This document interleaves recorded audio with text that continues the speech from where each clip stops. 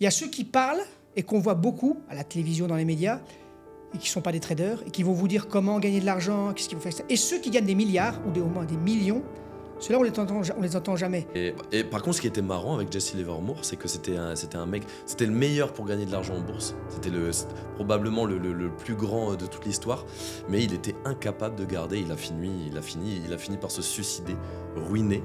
Quand on regarde les fonds qui sont successful depuis 25 ans et qu'on regarde leur performance quand ils ont commencé, souvent, très souvent, on s'aperçoit que la performance est meilleure quand ils ont commencé. Toi, c'est quoi ton style de trading ? Pour toi, c'est lequel qui est le plus rentable pour, on va dire, quelqu'un de câblé normalement, c'est-à-dire qui veut faire de la performance et, on va dire, qui n'accepte pas trop de risques non plus. Donc, qu'est-ce qui se passait ? Moi, j'arrivais à 9h, 9h30, je passais mes ordres, etc. Et à 11h, j'allais à la gym. Avec une personne qui faisait aussi du suivi de tendance, on allait à la gym à 11h, etc. Ça suscite des jalousies. Ok, et au niveau, toujours sur le parallèle trading quand tu es dans les institutions, donc quand t'es gérant, Oui, j'ai parlé de la question. et trading pour un particulier, est-ce que tu utilises, moi ça m'intéresse aussi, est-ce que tu utilises les mêmes indicateurs techniques ? Okay. Mais quand tu perds 20%, pour remonter, il faut 25%. Et quand tu es à 50%, le gars qui fait le malin sur le Bitcoin, qui prend la banane, je suis à moins 50%. Il faut combien pour remonter ? Il faut doubler, 100%.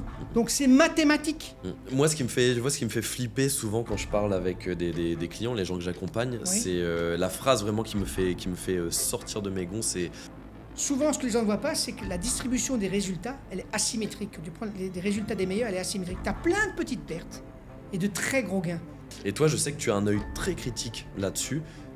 Sur ces fonds de private equity. Du coup, c'est quoi pour toi le principal problème de ces fonds-là ? Private equity, c'est très dur. Pourquoi ? Aujourd'hui, je reçois Franz, un gérant de fonds et trader professionnel avec plus de 35 ans d'expérience sur les marchés financiers et un track record qui parle pour lui. Dans cet épisode, on parle de ce qui fait vraiment la différence en bourse, la psychologie, la méthode, la gestion du risque et les erreurs qui détruisent la majorité des particuliers en bourse. Franz va nous livrer ses leçons, ses coups de gueule et sa vision très particulière des marchés financiers. Et surtout, il va t'expliquer comment un particulier peut générer un vrai avantage par rapport aux professionnels. Alors je te souhaite un bon visionnage et une bonne écoute. Franz, déjà, merci d'être là. Je pense que durant le podcast, on va apprendre énormément de choses. Donc on va parler du coup marché financier. Et toi, du coup, tu as une expérience qui est vraiment hyper importante dans ce domaine-là. Donc je pense que ça va être hyper intéressant pour les gens d'apprendre et de t'écouter. Et du coup, ma première question, et qui va aussi te permettre de te présenter, c'est lorsque tu dis à quelqu'un que tu es trader, j'imagine qu'il pense tout de suite à Leonardo DiCaprio dans Le Loup de Wall Street. Du coup, qu'est-ce que tu lui réponds à ça ? Alors, c'est une question effectivement très intéressante.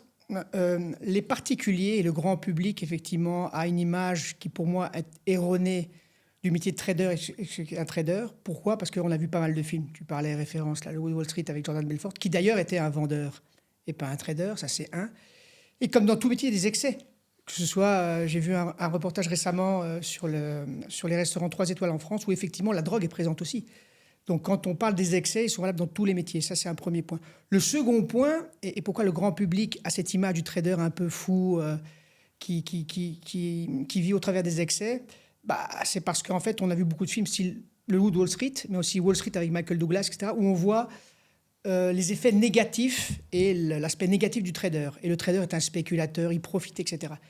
C'est faux. Je dirais que 90 à 95% des traders, des vrais traders, et j'expliquerai ce que c'est vraiment le métier de trader, parce qu'aujourd'hui, il est galvaudé, on confond trader, broker, sales trader, etc.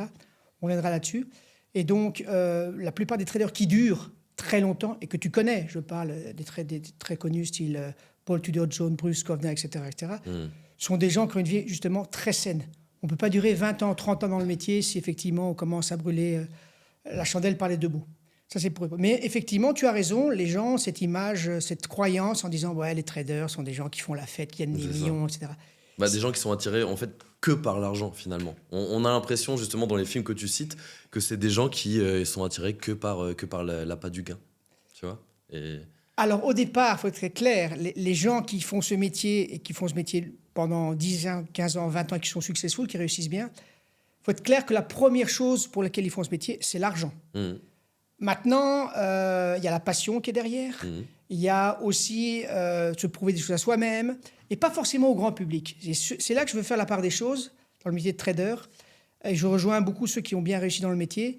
Il y a ceux qui parlent, et qu'on voit beaucoup à la télévision, dans les médias, et qui ne sont pas des traders, et qui vont vous dire comment gagner de l'argent, qu'est-ce qu'ils vont faire. Et ceux qui gagnent des milliards, ou au moins des millions, ceux-là, on les entend jamais. Je répète, qui connaît Ed Seykota, qui connaît Larry Heath, qui connaît Druckenmiller. En général, peu de gens, le grand public ne connaît pas ces gens-là. Par contre, quand on va sur LinkedIn ou sur YouTube, ben oui, on voit beaucoup de gens à Dubaï qui vous disent comment gagner 10 millions de dollars en 3 jours. Enfin, comme dans tous les métiers, et là, je rejoins quelqu'un que j'apprécie beaucoup, que je n'ai jamais rencontré, mais qui dit des choses qui, pour moi, sont très sensées, très claires, c'est Ami Cabage. Il faut être honnête, même si lui n'a pas encore son fond, tout ce qu'il raconte est juste. Et il dit, très justement, que la réussite en trading est aussi difficile que la réussite dans n'importe quel métier. Que vous soyez plombier, coiffeur, boulanger. Et quand vous êtes dans le top 3%, je reviens sur l'exemple des 3 étoiles, c'est extrêmement difficile. Tous les métiers sont très difficiles. Alors quand on dit, et ce qui est vrai, il y a 5% des gérants qui font mieux que le marché. Oui, mais il y a 5% des gens qui sont 3 étoiles. C'est pareil. Alors soit vous achetez des produits vendus par des grandes maisons très connues, asset managers au monde, avec des noms extrêmement connus. Bah, c'est comme si vous alliez au fast-food. Donc c'est pas cher, tout le monde en mange et on fait de la publicité. Les fonds qui gagnent beaucoup d'argent, qui sont très successful, ne font pas de publicité. Quand vous avez de la publicité, c'est que vous vendez un produit de très mauvaise qualité ou de moyenne qualité et pour le particulier. Donc ça c'est 2 métiers différents. Et je vais finir avec cette parenthèse sur les traders fous, les traders drogués, alcooliques, etc. C'est pareil. Je veux dire, les gens cherchent le sensationnalisme. Et en fait, le métier de trader, je reviendrai sur ce que c'est précisément, c'est entre guillemets tout bête, ça prend peu de temps, et à part le fait de gagner de l'argent, en tout cas personnellement, j'échange. C'est pas un métier où je peux communiquer beaucoup avec d'autres personnes, où j'ai des échanges. Humainement, c'est pas très valorisant, je veux dire, humainement, parce que je suis en contact avec personne, avec le marché, point barre. Donc il faut savoir ce que l'on veut et ce que l'on cherche. Voilà, et pas se faire enfumer, entre guillemets, par des gens qui vous vont tout et n'importe quoi. Voilà. C'est simplement ça. Oui, donc les fonds successful, de toute façon, eux n'ont pas besoin de publicité. Mais justement, derrière, et après, je te poserai la question justement pour que tu te présentes un petit peu plus. Mais est-ce que tu ne penses pas aussi qu'il y a, j'ai l'impression, et je crois que c'était, je ne sais plus si c'était Ed Seykota qui parlait de ça, enfin un trader vraiment légendaire, qui disait que quand tu cherches à gagner de l'argent en trading, c'est là où tu vas te planter. En fait, il faut juste chercher à respecter ta stratégie, ton plan, sans vraiment attendre finalement de gagner de l'argent. Et qu'à un moment donné, si tu respectes ta stratégie, si tu respectes ton plan, les profits vont finir par arriver. Donc est-ce que tu ne penses pas aussi, et moi maintenant ça fait 15 ans que j'investis sur les marchés financiers, et il y a des fois je me dis, on s'en fout des gains, tu vois, je cherche vraiment la satisfaction intellectuelle, tu vois. Je cherche à faire des bons coups, pas forcément pour gagner de l'argent, mais pour me dire que j'ai respecté ma stratégie et que j'ai réussi à gagner comme ça, tu vois. Est-ce qu'il n'y a pas derrière aussi le challenge intellectuel, tu penses ? Alors, là, je vais répondre comme répondent beaucoup de traders qui ont de l'expérience dans la gestion de fonds. Chaque individu obtient ce qu'il cherche, si tu es honnête avec toi-même. C'est comme les jeux, comme les gens qui vont au casino ou qui jouent même au poker. Je fais la avec le poker, pourquoi ? Parce que le poker, c'est un jeu, je dirais, mathématique, avec des stratégies, avec de la gestion du risque, avec la gestion de ta bankroll, etc. Donc moi, je trouve le poker, il y a une similitude très intéressante entre le poker et le trading tel que moi je le conçois, avec une stratégie de suivi de tendance. Je répète, il y a des gens qui cherchent à avoir raison tout le temps. Donc ils vont maximiser le nombre de coups gagnants. Ça, c'est une première chose. Il y a des gens qui cherchent, comme tu dis, la satisfaction intellectuelle, et donc le résultat importe peu. Mais à un moment donné, si tu n'es pas suffisamment rigoureux pour gagner de l'argent, tu vas en perdre, et à un moment, ton capital va s'éroder, voire tu vas faire faillite ou tu vas arriver à zéro. Donc à un moment donné, il faut quand même mettre l'accent sur les résultats. Et à nouveau, je veux dire, si tu n'as pas de stratégie qui est gagnante sur moyen ou long terme, tu vas échouer. Donc quand même, le core business, c'est de se dire, j'ai une stratégie qui fonctionne, qui marche. Pourquoi elle fonctionne, pourquoi elle marche. Et à partir de ce moment-là, après, effectivement, si ça fonctionne, tu peux effectivement te dire, oui, ça fonctionne bien. Entre guillemets, ça roule un peu tout seul. Et effectivement, maintenant, je cherche à avoir la satisfaction, mais ça, c'est un deuxième élément, au niveau intellectuel, à mieux comprendre les marchés ou à être toujours curieux de ce qui se passe. Ça, c'est vrai. Je vais juste finir avec ton point. Je vais revenir à ce qui a déjà été fait et dit. Tu connais l'histoire, mais je pense que les gens devraient vraiment s'intéresser à ça plutôt qu'à regardez des films, l'expérience des turtle traders. Donc des traders... de Richard Dennis. De Richard Dennis et William Eckert. Ça vient mais c'est une expérience qui est vraiment réalisée. Donc ça, vraiment, les gens peuvent vérifier, etc. Et c'est extrêmement intéressant parce qu'eux se sont posé la question de savoir est-ce que le trading peut s'enseigner? Donc des gens qui n'ont aucune expérience, est-ce qu'on peut leur permettre de gagner de l'argent de manière régulière, constante, suffisante, que pour qu'ils puissent gagner de leur vie avec ça? Je te passe les détails. Ils ont envoyé dans le Wall Street Journal, ils recrutaient des gens, ils ont reçu plein de CV, etc. Ce qui est intéressant dans l'expérience, c'est ça fonctionne, mais c'est de savoir, quand ils ont sélectionné les candidats, ils ont pris de tout. Donc ils ont pris effectivement des traders avec une expérience, mais ils ont pris chirurgien, un plombier, ils ont pris, si je ne me trompe pas, je crois le champion du monde de Go, qui est une stratégie asiatique. Ils ont même pris, je crois, deux, trois gens extrêmement brillants, pas X à l'époque, mais ils ont pris des gens de Harvard, mais ils auraient pu prendre des gens de X. Et alors, ils leur ont donné, et c'est ça qui est fascinant, en l'espace de 2 semaines, c'est vraiment très très court, tout ce qu'ils savaient. Donc quand on vous dit le trading, il faudra passer 10 ans à vous informer, à savoir quelles sont les bases du trading pour réussir. Non, eux, en 2 semaines, ils ont tout donné. Et puis ensuite, ils ont confié un capital à chacun d'eux. Je crois que c'était $100 000. Ce qui est extrêmement intéressant, c'est que tous les gens ont reçu la même information, la même formation. Et puis ils ont observé, et les premiers à faire la faillite totale, à perdre les $100 000, et c'est pas étonnant, mais c'est intéressant, c'est le fameux gars à Harvard, donc X, équivalent X, si vous voulez, comme ça les gens comprennent. Et puis, champion du monde de Go. Pourquoi ils se sont plantés? Parce que ces gens-là ont souvent tendance à avoir raison dans leur vie. Ils ont été dans les meilleurs, je sais. Et quand à un moment, le système, selon eux, ne fonctionnait plus, parce qu'ils ont fait plusieurs pertes récurrentes, 5, 6, 7, ils se sont dit, le système ne fonctionne plus, ça ne marche plus. Ils ont perdu confiance et ils se sont basés sur leur propre expérience. Disant, moi, je sais. Ben non, ils ne savent pas. Donc, ceux-là se sont plantés. Alors, conclusion, ce qui veut dire que ce n'est pas parce que tu es intelligent ou très intelligent que tu vas réussir en trading. L'intelligence n'a absolument rien à voir. C'est plus la rigueur, l'humilité et la discipline. Dernier exemple, et non des moindres, parce que ça j'adore, c'est fascinant, le cas de LTCM. LTCM, c'était un fonds spéculatif le plus gros au monde. Ils avaient 10 milliards sous gestion à l'époque, dans les années 90, extrêmement intéressant. Et ce fonds, ça, c'était un fonds purement mathématique qui jouait simplement sur les inefficiences de marché, les arbitrages dans le marché. Les gens peuvent aller sur Internet, ils verront vraiment l'histoire. Mais ce qui est fascinant de cette histoire-là, c'est qu'à la tête de ce fonds, il y avait 2 prix Nobel de finance, Mertens et Scholz, je crois, des 2. En tout cas, les 2 étaient là. Donc, ce sont des gens qui sont extrêmement intelligents, qui ont fait des percées en finance de marché, qui ont créé le système de valorisation d'options. Et donc, quand même, c'est des gens qui ne sont pas stupides. Et donc, eux ont eu le courage de dire, maintenant qu'on a fait de la théorie, qu'on est très bon, on va faire la pratique. Et donc, c'est des gens d'une supériorité intellectuelle fracassante, ils connaissent tous les marchés, ils maîtrisent tout. Dans leurs équipes, il y avait des gens extrêmement bons. Ce fonds a fait faillite. Les 2 raisons principales, c'est qu'ils ont eu tort non seulement sur leur position, c'est pas tellement grave d'avoir tort, c'est que ces gens-là étaient totalement nuls. On peut le dire, c'est 0, là, ils ont fait faillite. Donc là, le marché a fonctionné. Dans la gestion de leurs risques, la gestion des risques.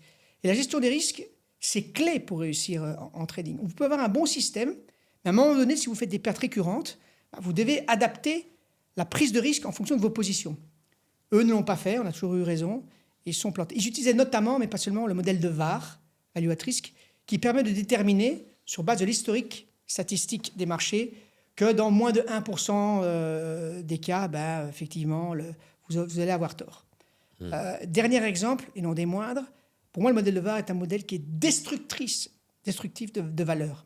Il sert absolument à rien. Le modèle je ne le connais pas. Value at Risk, c'est un modèle c'est un modèle, je répète, qui permet, sur base des données statistiques, de savoir, sur base donc, des millions de données passées, si effectivement tu peux prendre un risque ou pas. Donc ça, c'est une distribution de Gauss avec ce qu'on appelle les T, les queues de distribution.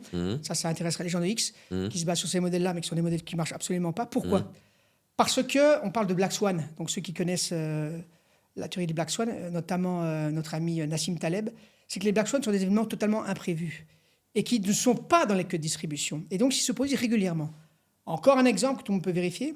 Lorsque le S&P, l'indice S&P, donc des 500 plus grosses valeurs américaines, a été créé, l'indice futur, en 87, la probabilité que cet indice chute de plus de 20% en une seule séance était d'une chance sur plusieurs millions. Il n'a pas fallu 6 mois pour que ça se produise. Donc ces modèles-là sont des modèles non seulement inutiles, mais qui sont dangereux parce qu'ils se basent sur de fausses hypothèses. Ok. Ça, c'est un. Pour terminer, c'est l'exemple que je prends d'Alan Greenspan, qui était l'ancien responsable de la Fed, la Banque réserve, la Fédérale Réserve aux États-Unis. Je crois qu'il est encore vivant, il doit avoir 90 ans. C'est comme si on lui disait, on prenait l'hypothèse suivante. Vous prenez 3 observations qui sont simplement, est-ce que Alan Greenspan est toujours vivant? Alors, quand il naît, il a 0 jours, et puis un jour après, 3 observations, il est toujours vivant. Mmh. Et vous vous dites, est-ce qu'il sera encore vivant? Et plus vous avez d'observations, vous avez des milliers, vous avez plus de 100 000 observations, vous dites, non. Plus le nombre d'observations augmente, plus il est encore vivant. Mais vous vous dites, non, la probabilité qu'il meure, j'ai vu 100 000 fois vivant, non, il va mourir, on le sait. Donc l'hypothèse de départ est celle-ci. Vous vous basez sur des hypothèses qui sont fausses, et notamment en vous basant sur l'échantillon des données passées, c'est faux. Autre exemple, et pour terminer avec ça, si on vous avait dit il y a 5 ans, il y a 10 ans, oui, mais les prix du pétrole peuvent descendre à 0, on vous avait dit, mais Franz va en prix des malades. J'en peux vérifier. Le marché du pétrole, c'est le marché le plus gros au monde. On échange 300 000 contrats par jour, c'est-à-dire 5 fois la production quotidienne est échangée sur ce marché par jour. Si vous avez dit, oui, mais le prix va descendre à 0, tu racontes n'importe quoi. Le prix de ce marché, le plus gros marché au monde, c'est pas un petit marché, était négatif. Pendant plus de 6 jours, on a même vu moins $40. Voilà. Et donc, il faut être en trading, il faut être prêt à tout. Tout est possible. Et c'est pour ça que je trouve très limité, un peu idiot, de dire moi je sais, j'ai vu ce qui s'est passé. On ne sait rien du tout. On n'en sait rien, c'est comme dans la vie. Voilà. Et donc, les gens qui viennent, parce qu'ils ont fait des études et qu'ils ont été successful, vont vous raconter que moi je sais, j'ai vu. Mais il ne sait rien. On ne sait rien. Mais du coup, donc, si tu... Parce qu'au final, tu considères que tu ne peux pas t'appuyer sur les données passées pour construire ta stratégie. Enfin, en tout cas, tout peut se passer, c'est ce que tu dis. Absolument. Donc, dans ce cas-là, pour bâtir une stratégie, quelle valeur tu peux donner au backtest que tu vas faire sur 20 années, 30 années, 40 années, les 40 années précédentes? Est-ce que du coup, tu peux j'imagine, quand même t'appuyer dessus, mais en même temps... intégrer le fait que tout peut se passer, c'est ça? Non, c'est une excellente question. Donc, quand je dis je ne peux pas, tout peut se passer, je dois être prêt à tout. Ça veut dire que l'or peut monter à 100 000 comme être à 0. Tous les marchés sont comme ça. Voilà. Donc déjà, au niveau fondamental, si même moi j'ai des idées au niveau du fondamental, mes idées n'auront aucune influence sur mon trading. Oui, je pense que le dollar peut monter là parce que c'est ça. Mais on s'en moque. On s'en moque. Donc pas de conviction. Pas de conviction sur les fondamentaux. Par contre, je m'appuie sur les données passées pour savoir qu'effectivement, et ça je backtest, et je rejoins pas mal d'analystes qui font de l'analyse technique pure, et il y a des milliers de systèmes qui fonctionnent. Des milliers qui fonctionnent. Moi, j'en ai pris un qui fonctionne, qui est assez connu, c'est celui de tendance, le trend following. Ça marche, parce qu'il y a des tendances, toujours sur les marchés, quels qu'ils soient. Alors, quand il n'y a pas de tendance, on ne gagne pas d'argent, mais quand il y a des tendances, que ce soit à la baisse ou à la hausse, on gagne de l'argent. Là, bien sûr, on peut se baser sur les données du passé pour se dire, en termes de gestion, de money management, voilà, là, le marché fait un plus haut sur un an. Est-ce que je vais risquer 1% de mon capital ou 0,5% de mon capital? Donc ça dépend un petit peu en fonction du passé. Ça, vous pouvez. Mais pas sur la décision d'acheter ou de vendre. Ça, c'est le marché qui vous le donne. Voilà, maintenant, le marché... si le marché du coton monte maintenant à 85, je serai long. S'il descend à 70, je serai short à 70. Mais savoir pourquoi le marché avait là et quand, je n'en sais rien. Donc c'est à la fois simple et compliqué parce que les gens adorent rationaliser, comprendre pourquoi ils le font. Et si derrière eux, il n'y a pas des fondamentaux qui expliquent la montée ou la baisse, ça ne va pas les rassurer. Il faut leur raconter une belle histoire. Et c'est plus facile à vendre une belle histoire que de dire non, bêtement, j'achète quand ça casse, etc. C'est assez frustrant de se dire pourquoi le marché monte, j'en sais rien. Mais le but du jeu, c'est de savoir ou de gagner. Si on veut savoir, on restera avec des gens qui ont fait des études poussées, qui ne gagneront pas un bal quand les marchés baisseront, et ceux qui sont plus humbles, qui sont chez eux tranquillement, qui gèrent 100 000 leur armoire, et puis qui font 15% par an. C'est très bien. Donc, comme disait Etsy Cota, les données fondamentales, ce sont des fundamentals. Absolument. Ça sert à rien de les prendre en compte de toute façon. Mais c'est vrai que j'en reviens à ce que tu disais tout à l'heure sur du coup, des types extrêmement brillants qui ont monté leur fonds ou qui ont fait l'expérience des turtle traders et qui se sont complètement cassé la gueule. Donc, En fait, ils savent pas évoluer dans un environnement qui est, c'est pas un environnement hostile, mais en tout cas un environnement dans lequel ils maîtrisent pas tout. Et je pense qu'au poker, c'est exactement la même chose. Au poker, tu maîtrises pas. Et c'est vrai que moi aussi, j'en parle souvent du poker et du trading. Je trouve que c'est, en fait, tu peux voir un joueur de poker qui va jouer très serré. Tu peux déjà un petit peu voir son style de trading. C'est quelqu'un qui va jouer très serré, qui va mettre ses stop-loss assez haut. Et en tout cas, moi, je sais qu'au poker, je joue très très serré. Je vais jamais dans le jeu quasiment si j'ai pas ma paire d'as ou ma paire de roi. Et au trading, je gère mon risque aussi de façon hyper stricte. Donc, je pense qu'il y a beaucoup de similitudes effectivement. Et après, j'ai remarqué une chose, et ça, c'était pour en revenir à l'ego de ces gens-là, tu vois, des gens qui se pensaient brillants, la psychologie. Je trouve, et je sais pas si toi, c'était exactement la même chose, je suis bien meilleur trader quand je suis détaché émotionnellement, justement, de mes gains, comme je le disais tout à l'heure, que par rapport aux périodes où je regardais mon courtier 10 fois, 15 fois par jour pour regarder si mon compte montait. Et quand je suis détaché émotionnellement, où je vais voir mon courtier de trading, allez, je vais voir mon compte 1 à 2 fois par jour, pas plus, le matin, le soir et c'est tout, je suis bien meilleur trader parce qu'il n'y a pas justement cette donnée psychologie qui va rentrer en compte. Est-ce que pour toi c'est pareil? Combien de fois tu regardes ton compte par jour? Est-ce que tu te forces à être détaché? Ou est-ce que tu regardes quand même assez régulièrement? Alors, je te parlerai de mon passé d'abord, hein, mais je vais répondre à cette question. L'objectif, bien évidemment, c'est de se détacher des émotions. Pourquoi? On est tous des humains, et donc j'ai vécu ça. Quand j'ai commencé, j'ai la chance que j'ai eue, c'est de perdre tout de suite beaucoup d'argent. Enfin, beaucoup d'argent. À l'époque, c'était ce que j'avais mis de côté. J'avais acheté des options sur les métaux de base, sur le plomb, le nickel, etc. J'étais avec un courtier qui a disparu, qui s'appelait Lehman Brothers, qui était la banque, qui avait un bureau à Bruxelles. Donc j'avais ouvert un compte, j'avais mis 30 000 $ à l'époque, tout ce que j'avais. Et le courtier m'appelle, j'avais doublé mes gains en l'espace d'une semaine. J'avais 30-60 000 sur les options, Ok. etc. Et puis j'ai tout perdu. Ok. Et donc là, j'ai pris un gros coup sur la tête. L'émotion, c'était quand je suis à 60 000 $ de gains, ben, j'étais comme un dingue, ça y est, je suis un génie. C'est vraiment ce que j'ai ressenti. Ouais, génial, j'ai tout compris. Et quand j'ai tout perdu, je suis une merde, je suis zéro, etc. Et donc là, je me suis dit, mais comment est-ce qu'il y a des gens qui gagnent régulièrement de l'argent en trading? Comment le font-ils? Pourquoi, etc. Et donc là, je me suis informé. Et donc, il y avait à l'époque, le livre le plus intéressant, c'était un livre qui est écrit par Jacques Schwager, qui était lui-même un trader, qui s'appelait Market Wizards. Et donc, c'est l'interview de traders qui ont vraiment réussi. Et je trouve que c'est vraiment un livre de chevet parce qu'eux expliquent, et leur similitude, c'est que il faut je parle au niveau émotionnel, il faut se détacher des émotions. Parce que c'est un jeu asymétrique. Quand on gagne, on est euphorique, quand on perd, on est déprimé. Et donc, si on arrive à se détacher, déjà, on va y gagner en sérénité. Et c'est difficile.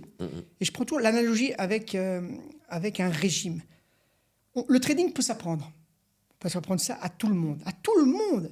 Et si un enfant de 10 ans ne comprend pas ce qu'on lui dit, c'est que le trading, on n'est pas capable de l'expliquer. C'est très simple. En fait, c'est même bête, c'est gagner, c'est acheter et vendre. Hein. C'est vraiment très, très simple. Ça n'a rien à voir avec les métiers de médecine où, je répète, être boulanger ou cuisinier ou plombier, c'est plus difficile. Faire du trading, c'est simple, acheter et vendre. Le problème, c'est que c'est accessible à tout le monde et que tout le monde croit pouvoir gagner. Je reviens juste au poker. Il y a un film très intéressant qui s'appelle The Rounders, avec notamment Matt Damon. Enfin, il y a des acteurs très intéressants. Et ce qu'il dit, c'est que la plupart des gens pensent que le poker, c'est de la chance. Le trading, c'est pareil. Quand tu fais des milliers de mains, la chance, c'est zéro. Quand tu fais des milliers de mains de poker, la chance, c'est zéro. Et c'est pas un hasard si les 25 meilleurs joueurs du monde sont toujours les mêmes. Toujours les mêmes. Il y a des millions de joueurs de poker et c'est les mêmes. En trading, c'est pareil. Comme par hasard, les meilleurs gestionnaires sont souvent les mêmes. Mais la même chose. Et je reviens au poker. L'émotionnel, on les voit maintenant, les poker tels, etc. Donc, ils doivent vraiment faire attention à pas montrer leurs émotions. C'est que c'est très important. Et donc, si on arrive à éliminer la composante émotionnelle en trading, c'est un grand gain, c'est une grande chance. Alors, bien sûr, les pertes sont inévitables. Et donc, il faut dire, comme tu dis très bien, ben oui, si on a déterminé au préalable le niveau des pertes, on perd. Donc, on n'est pas surpris. Par contre, ce qui est très difficile, une des difficultés, c'est laisser courir ses gains. Et ça, c'est plus dur que de couper ses pertes. C'est très compliqué parce que, là, je reviens aux statistiques, quand vous êtes short sur le pétrole, et que le pétrole est à 10 $ et puis il descend à 5, vous dites, ouais, bon, je vais prendre mes gains ou je vais même être long à 0. Et c'est ça qui est dur. c'est de se dire la tendance est baissière et ceux qui ont eu le plus d'argent dans ces marchés-là sont ceux qui ont eu l'habitude de se dire tout est possible. Et les grands traders, ceux qui réussissent très bien, je suis convaincu qu'ils étaient short à moins 40. Le marché est remonté, évidemment, donc ils ont pris évidemment leur gain. Mais il faut être vraiment ouvert à tout. Et donc non, je ne regarde pas mon compte tous les jours, c'est inutile. Non, etc. J'ai eu la chance de monter, là je reviens un peu dans le passé, en 2006, le premier fonds d'investissement spéculatif au Luxembourg. Avec l'agrément de la CSSF, j'ai fait ça avec une famille richissime en Belgique. Les noms sont dans le prospectus, donc les gens peuvent vérifier, etc. Et ce qui est très intéressant, c'est que quand j'avais discuté avec les familles, enfin, notamment une personne en particulier, j'avais adoré sa remarque parce qu'il m'avait dit, donc j'avais expliqué pendant 1 heure la façon dont je travaillais. J'avais travaillé au prop desk de Fortis Banque Générale de Banque pendant 7 ans, j'ai fait de beaux résultats. Et donc, il m'avait dit, mais si tout ce que tu dis, c'est vrai, pourquoi les gens ne le font pas ? Mais j'ai dit, mais c'est comme un régime. Tout le monde sait que pour perdre du poids, il faut arrêter les sucres, il faut arrêter les graisses et faire du sport. Si tout le monde fait ça, donc 95% des cas, 25% des cas, ils vont perdre du poids. Mais combien y arrivent ? Et surtout, après 2 ans, quels sont ceux qui ont voulu perdre 5, 10, 15 kilos ? Restent à ce niveau-là. Mais c'est 5%. C'est pareil. Donc même quand on apprend le trading aux gens, on leur dit, voilà, c'est comme ça, c'est très compliqué psychologiquement d'y arriver. Et je rejoins à nouveau... je cite Tammy parce que je trouve que c'est quelqu'un de bien, je ne vais pas critiquer et citer les gens que je n'aime pas, mais c'est un des rares qui dit les choses telles qu'elles sont. Après, on veut les voir ou ne les pas voir. Ce n'est pas mon problème, ce n'est pas le sien. Et de toute manière, moi, je ne serai jamais, là, je fais un podcast avec toi parce que je trouve que tu es quelqu'un de très entreprenant et je pense qu'il y a effectivement des messages à faire. Mais moi, jamais j'irai essayer de convaincre comme le monde entier que j'ai raison. Je m'en fous totalement. Je veux dire, moi, mon objectif, c'est de convaincre peut-être 1% des gens pour investir dans un fonds que je vais recréer ces prochains mois. Et puis c'est tout. Je veux dire, que les gens me disent t'as tort, t'as raison, mais je m'en moque totalement. C'est pas ça qui... Je cherche pas à être populaire. Après, si les gens se battent en disant non, les fondamentales c'est génial, mais on voit les résultats. Non, c'est pas génial. On sait très bien que si les gens analysaient un petit peu les données qui existent maintenant, notamment les CTA, donc des gens qui travaillent sur les marchés à terme, qui gèrent des milliards depuis 30 ans, ils regardent leurs résultats, c'est probant, ça suffit. Et c'est pas de la chance. À nouveau, je répète, quand vous faites des milliers d'opérations sur des dizaines de marchés, la chance est zéro, quoi. Bien sûr. Ouais, c'est vrai que c'est comme ça que je me suis vraiment beaucoup intéressé. C'est au départ, en voyant les performances de certains investisseurs comme Ed Cota, Richard Dennis. Le premier, Jesse Livermore, dont j'ai lu le livre, pour moi qui est le meilleur livre de trading. C'est un petit peu Réminiscence of Stock Operator. Voilà, Mémoire d'un spéculateur en français. Ouais. Et c'est vraiment un livre qui regorge de pépites à chaque page. Ça parle beaucoup de psychologie, c'est de la biographie. Et par contre, ce qui était marrant avec Jesse Livermore, c'est que c'était un mec, c'était le meilleur pour gagner de l'argent en bourse. C'était probablement le plus grand de toute l'histoire. Mais il était incapable de garder. Il a fini par se suicider, ruiné. Donc, management du risque qui était pas terrible de son côté. Mais en tout cas, on a beaucoup de choses à apprendre de lui. Pour en revenir un petit peu à toi. Oui. Du coup, parce que c'est vrai que tu t'es peut-être pas présenté totalement. Donc, tu as été trader, consultant, formateur, structurant de fonds. Du coup, qu'est-ce que tu réponds quand on te demande ce que tu fais dans la vie ? Et est-ce que tu peux te donner un petit peu les grandes lignes de ce que tu as fait précédemment dans l'investissement ? Très bien. Donc, je vais commencer vraiment de manière classique. Donc, moi, j'ai des études d'ingénieur commercial dans une très bonne école à Solvay, à l'ULB, ici en Belgique, qui est très réputée.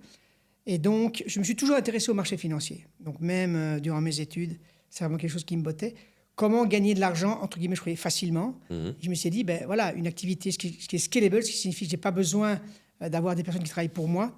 Si je monte un fonds, que je passe un ordre pour une action ou 25 actions, c'est la même chose. Ça me prendra autant de temps. Donc, c'est scalable. Donc, on peut gérer 10 millions comme on gère 100 millions ou 1 milliard.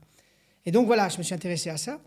Et j'y croyais tellement que, avant d'être engagé à Général de Banque, eh bien, pendant 1 an, je ne parle pas de l'épisode où j'ai acheté des options, mais par la suite, j'ai un terminal Reuters, et puis j'ai mis de l'argent chez un courtier, une seconde fois, un peu moins.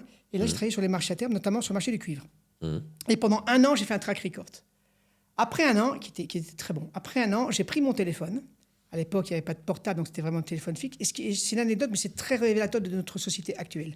Il n'y avait pas d'Internet, il n'y avait rien. Internet, okay. Et donc, moi, j'ai appelé La plupart des banques en Belgique, à l'époque, il y avait beaucoup de banques, puisqu'il n'y avait pas de fusion. Donc, il y avait par exemple BNP d'un côté, Paribas de l'autre, il y avait Crédit Lyonnais, Chemical Bank, il y avait une trentaine de banques. Et je me suis amusé à passer beaucoup de coups de téléphone. J'appelais le standard. À l'époque, les gens décrochaient à l'époque, on n'attendait pas une heure.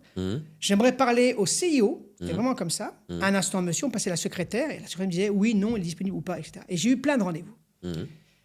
Aujourd'hui, on est super connectés. Quand vous appelez, on ne vous répond jamais. Quand vous avez l'Internet, on ne vous répond pas. Donc, vous avez des tas de réseaux de communication et les gens ne vous répondent plus du tout. Ce qui est marrant, c'est que maintenant, j'ai 35 ans d'expérience, donc j'ai quand même des compétences, une expertise que je n'avais pas quand je sortais de l'UNIF. Zéro retour, ça veut dire que les gens ne prennent plus le temps. Il y a peut-être une question aussi de mentalité. Donc, je reviens à l'époque, donc c'était en 94-95, puis j'ai travaillé en Allemagne, mais en 96. Et donc là, j'ai eu un rendez-vous, notamment, je ne sais pas ceux avec qui j'étais intéressé, mais ça ne s'est pas fait, avec, je me souviens toute ma vie, André Bergen, qui était un grand responsable à la Générale de Banque à l'époque. Je le rencontre, je lui soumets mon trac. C'est vraiment comme ça que c'est. Il regarde mon trac. À l'époque, il y avait une mentalité d'entrepreneur, dont chez toutes les banques. Maintenant, c'est plus ça. C'est beaucoup moins comme ça. En tout cas, c'est beaucoup moins. C'est comme ça. Je ne sais pas l'expliquer. Et donc, il regarde mon trac, il me dit, on discute, il voit que je suis un passionné, il me dit, ok, très bien. Comme ça, hein. Il me dit, voilà, tu as fait des études valables, tu as ton trac, okay, tu as une expérience en Allemagne, puis j'avais travaillé un peu chez un courtier en Allemagne. Mais écoute, moi, c'est ok pour moi, pour commencer au prop desk. Alors que, pour commencer au prop desk, c'est-à-dire quoi? C'est-à-dire que à l'époque, ça n'existe plus maintenant, j'expliquerai pourquoi. À l'époque, le proprietary trading, c'est quoi?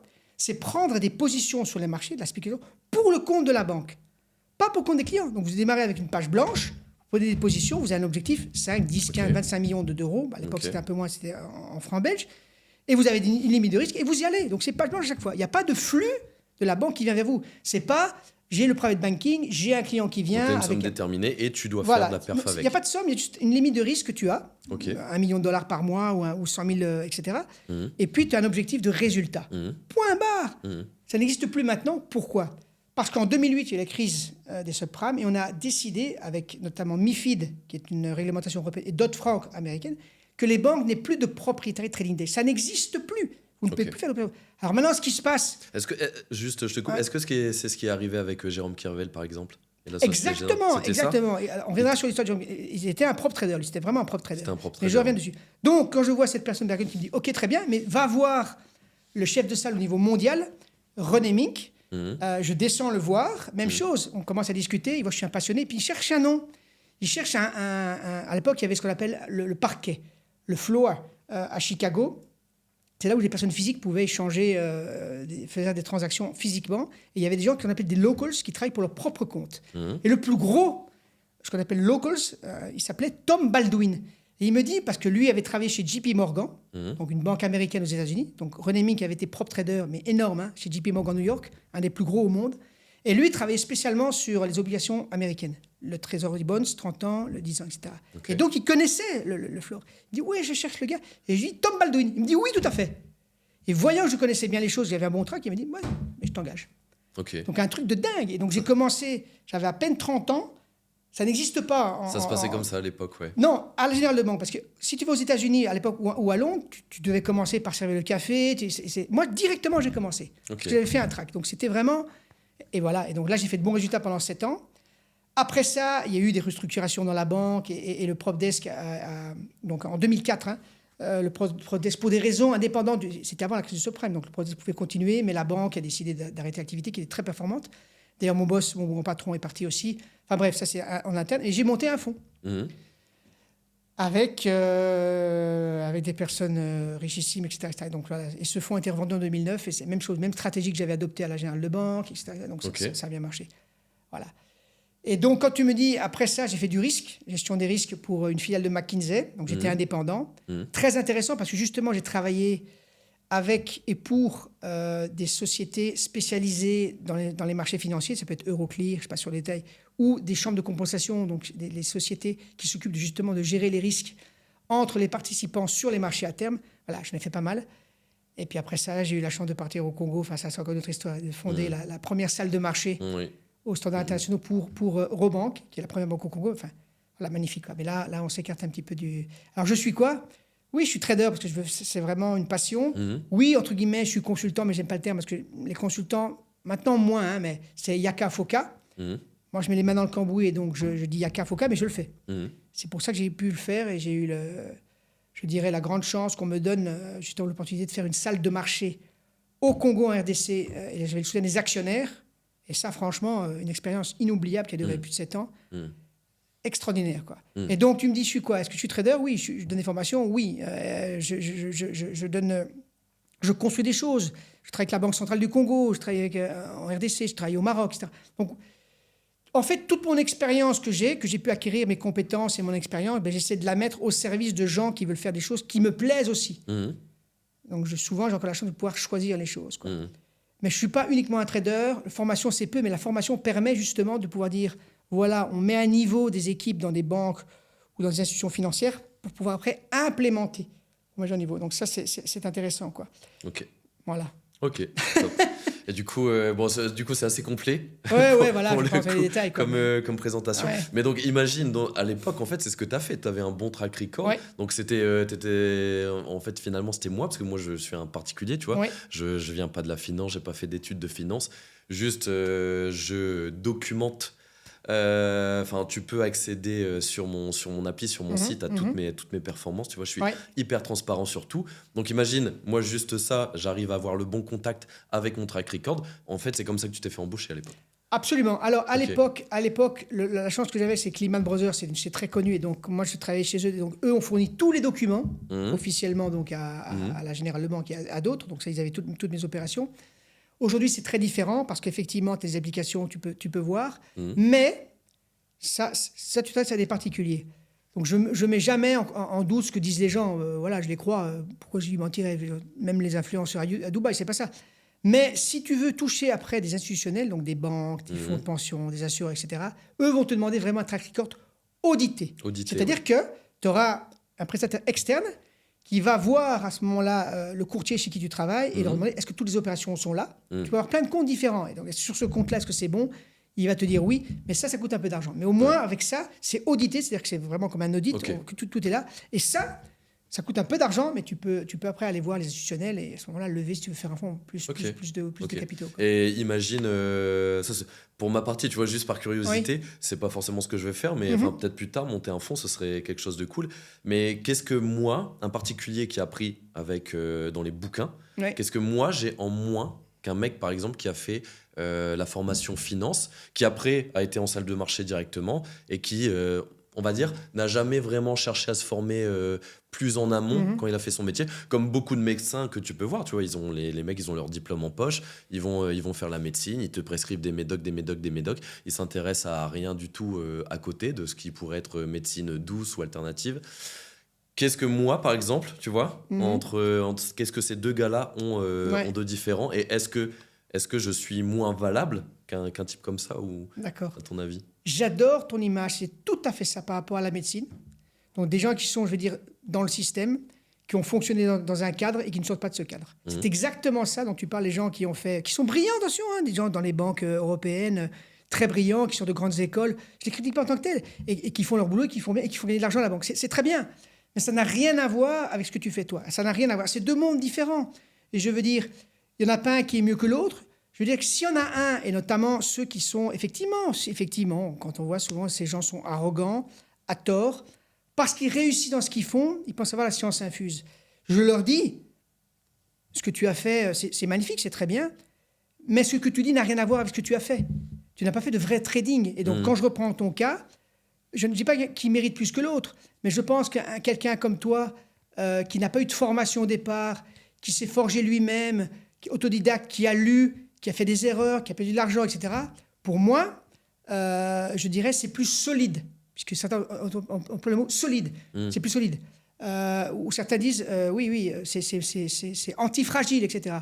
Alors que les autres qui ont travaillé en banque, si tu les sors de leur cadre, tu te dis, voilà, tu as $1 million, gère-les. Je ne suis pas convaincu qu'ils vont réussir parce qu'ils ont travaillé dans un système, dans une façon de travailler qui, notamment, ils ont des flux qui viennent de la banque, ils doivent gérer ces flux et effectivement sortir avec une plus-value, gagner un peu d'argent. Mais c'est deux métiers différents. Et donc, ton métier, je trouve qu'en termes de liberté financière, est sans commune mesure avec ces gens qui ont travaillé en banque, qui ont fait du bon boulot, voilà, qui sont brillants, mais qui restent limité, je dirais. Ok. C'est pas négatif, c'est limité. Je veux dire, il y a une certaine forme de naïveté quand on dit l'analyse technique, ça fonctionne pas, l'analyse fondamentale. Alors que tout montre que ça fonctionne. Et je répète, c'est comme dire, ouais, la cuisine française, c'est pas bon, je préfère la cuisine italienne. Ça joue en valeur. Oui, mais la cuisine française, effectivement, tu vas dans la plupart des restaurants français et tu payes 10 balles un menu, tu auras des aliments de mauvaise qualité. Tu vois, c'est nul la cuisine française. Oui, mais maintenant, tu vas dans un 3 étoiles en France, si tu ne vois que ça, la cuisine française, c'est la meilleure du monde. Donc, il faut ouvrir son horizon et pas dire ça c'est bon, ça c'est mauvais. Et c'est ça qui est dommage sur les réseaux, c'est qu'on cherche à vendre des histoires la plupart du temps, des histoires, de belles histoires. Moi, j'ai fait ça, et je vais vous vendre un truc. Et c'est rassurant pour les gens d'entendre de belles histoires. Oui, alors que malheureusement, si vous leur dites je ne sais pas, alors, ça ne les rassure pas. Je ne sais pas où sera le marché du coton demain, et je m'en fous. Ça n'a pas d'importance. Et ça, c'est très dur à comprendre. Par contre, si vous leur dites moi, j'ai fait des études, j'ai fait Sciences Po, j'ai fait un master à Harvard, j'ai fait un master là, Goldman Sachs m'a engagé 3 ans, etc. Et je vais vous expliquer comment fonctionnent les marchés. Et du coup, par rapport à ça, est-ce que tu es d'accord avec l'affirmation qui, si je disais par exemple, le seul critère d'un bon trader, c'est ta perf? Est-ce que tu serais d'accord avec ça? Ou alors est-ce qu'il y a aussi plein d'autres choses à intégrer Alors, est-ce que par exemple quelqu'un qui a des lacunes, mais qui a fait, je sais pas, 50% par an pendant 10 ans, est bien meilleur que quelqu'un qui a énormément de connaissances des marchés, mais qui fait que 20% par an pendant 10 ans? Alors, c'est complexe. Je crois que la performance, c'est quand même un critère fondamental. C'est-à-dire que si tu fais 2% et l'autre fait 15%, je préfère 15 que 2. Maintenant, il y a différentes choses. Il y a la stratégie. Il y a ce qu'on appelle le drawdown, c'est la perte maximale que tu as faite, le risque que tu prends. Donc, il y a d'autres facteurs à intégrer. Si quelqu'un te dit, il y a des fonds qui sont plus agressifs que d'autres, des fonds qui vont faire 50% une année, mais moins 25% l'autre. Donc, ça dépend aussi de ton profil de risque. Tu as des gens qui ont beaucoup d'argent, qui se disent, et qui investissent de manière diversifiée, qui se disent, j'ai de l'immobilier, j'ai de la gestion qui est passive, j'ai acheté du fast-food, donc j'ai acheté de l'Amundi, c'est du fast-food, j'ai acheté de l'Amundi, des ETF Amundi, bon voilà, j'ai fait ça. Et puis j'ai aussi une poche fonds spéculatifs, hedge fund, où j'en ai 3. J'en ai un qui fait de l'arbitrage, j'en ai un qui fait du convertible, et j'en ai un qui fait du suivi de tendance. Et dans le suivi de tendance, oui, je suis prêt à perdre de l'argent, donc s'il fait plus 50 et moins 25, ça me va. Donc ça dépend quelle est ta stratégie et ce que tu cherches. Maintenant, la performance, c'est très important. Je te donne un exemple aussi. Quand on regarde les fonds qui sont successful depuis 25 ans et qu'on regarde leur performance quand ils ont commencé, souvent, très souvent, on s'aperçoit que la performance est meilleure quand ils ont commencé. Les 4-5 premières années, leur performance plutôt autour de 20%. Et puis maintenant, c'est plus du 7-8. Et on voit que leurs actifs sous gestion ont fortement augmenté. Ils ont commencé avec 100 millions, il y a 4 milliards. Ce qui se passe aussi, ça c'est un jugement de valeur que j'ai, mais c'est quand même très, très criard, on le voit dans la plupart de ces fonds-là, c'est qu'au début, ces gens qui sont quand même très bons doivent montrer qu'ils font de bonnes grosses performances. Donc, ils prennent un peu plus de risques en suivant la même stratégie. Puis, quand ils ont beaucoup d'argent sous gestion, ne pas oublier que comment fonctionne un fonds, vous avez 2 types de frais dans un fonds spéculatif. Vous avez ce qu'on appelle les frais de gestion, les management fees, qui sont en général entre 0,5 et 2 pour les meilleurs, voire 4 pour le fonds Renaissance Technologies de Jim Chamon, mais c'est autre chose, et entre 10 et 20% sur les performances. Quand vous commencez, vous dites, moi je vais prendre 20% sur les performances, vous faites beaucoup de performances, vous gagnez beaucoup d'argent.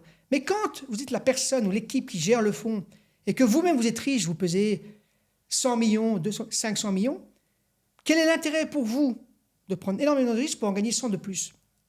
C'est la théorie, je dirais, de la fonction d'utilité, elle est marginale. Si moi j'avais 1 milliard, que j'aurais sans doute pas, mais peut-être, et que je vends un deuxième, est-ce que je vais manger 3 fois plus? Est-ce que je vais... Non. Donc quel est l'intérêt pour moi d'avoir 1 milliard de plus? Il est faible. Donc ma performance, j'ai plutôt essayé de survivre et de, quand je gère 3 millions, 4 milliards, de délivrer une performance qui sera bonne, mais peut-être avec moins de risques. Et en plus, je vais satisfaire mes nouveaux entrants, mes nouveaux actionnaires qui sont souvent des fonds de pension et autres. Donc la stratégie, la perception qu'on a. Donc la performance peut être modifiée au fil du temps. Donc je conseillerais toujours aux gens qui veulent investir dans les hedge funds, et c'est ça qui est compliqué, c'est de prendre des fonds qui vont commencer ou qui ont 2 ans, ils vont faire des bonnes performances, ils vont essayer de faire le maximum, que plus tard. Et donc je réponds à ta question, la performance même peut être moins bonne parce que le gérant a tout intérêt, à titre personnel, à ce que sa performance soit moins bonne et moins risquée. Ouais, c'est Voilà. surtout ça, surtout le risque. Parce qu'au Ouais. début, forcément, pour percer, il faut prendre plus de risques. Exactement. Et ensuite, il va un petit peu s'embourgeoiser. Exactement. Comme certains humoristes, comme les inconnus qui, au début, par exemple, étaient très drôles et qui, à la fin, ils faisaient des trucs un peu lambda, Ouais. un petit peu pour tout le monde. Ouais, c'est ça. Ok, ouais, ok, je vois. Et du coup, par Oui. rapport à ça, donc quand tu es gérant de fonds, donc, parce qu'il y a beaucoup de gens qui vont regarder ce podcast qui sont des particuliers qui tradent aussi de leur côté, entre un gérant de fonds et un particulier qui trade, quel est l'avantage comparatif d'un particulier par rapport à ce que tu faisais, par exemple, du propre Ouais. trading? Alors, gros avantage du particulier que n'offre pas la gestion, c'est que vous êtes maître 100% de ce que vous allez faire. Vous choisissez d'intervenir ou pas. Mhm. Vous avez tout. Vous avez les paramètres, les marchés, le temps que vous consacrez, les limites de risque. Donc, vous êtes maître à 100% de vos performances. Même quand vous confiez, je parle même des gens très riches, vous confiez votre argent au meilleur, des hedge funds, on peut prendre Bruce Kovner, qui gère 9 milliards pour le moment, avec Caxton, ben, vous avez évidemment des reportings, vous avez des rapports qui reviennent régulièrement, mais vous n'avez pas de vue précise sur ce qu'il va faire ou pas. Et donc là, soit vous estimez qu'il a plus de valeur ajoutée que vous et vous lui faites confiance, c'est en général ce que font les gens et ils ont raison, s'ils cherchent de la valeur, ou bien vous vous dites, bah, je peux gérer au moins aussi bien que lui, faire un rendement, je veux dire 15% par an, ce qui est excellent, net, 15% par an en euros, c'est excellent, bah, vous pouvez vous le faire. Donc la différence, c'est que quand vous êtes seul, vous pouvez tout gérer vous-même. Et quand vous donnez votre argent à confier, mais je parle vraiment des meilleurs, pas confier l'argent à une banque, parce que ça, ils s'en foutent, donc ils font ça de toute façon de manière très moyenne. Et là, vous êtes meilleur simplement en achetant un indice sans faire de la gestion active. Mais pour la gestion active, un particulier, et là, je rejoins à nouveau Tammy Cavage. Et bien sûr qu'un particulier peut réaliser des bonnes performances. Mais à nouveau, je reviens à ce qu'on a dit au début, on aura 100 particuliers, 5 vont réussir, 5%. Et c'est normal. C'est comme 5% des gestionnaires, c'est comme 5% partout. D'un cordonnier, d'un médecin, d'un chirurgien, c'est pareil. Donc, il ne faut pas s'étonner de dire « Ouais, mais vous allez voir, vous allez échouer. » Oui, 95% des gens vont échouer, 95% vont échouer. Et c'est normal, dans tous les métiers, c'est comme ça. Donc, ce n'est pas étonnant.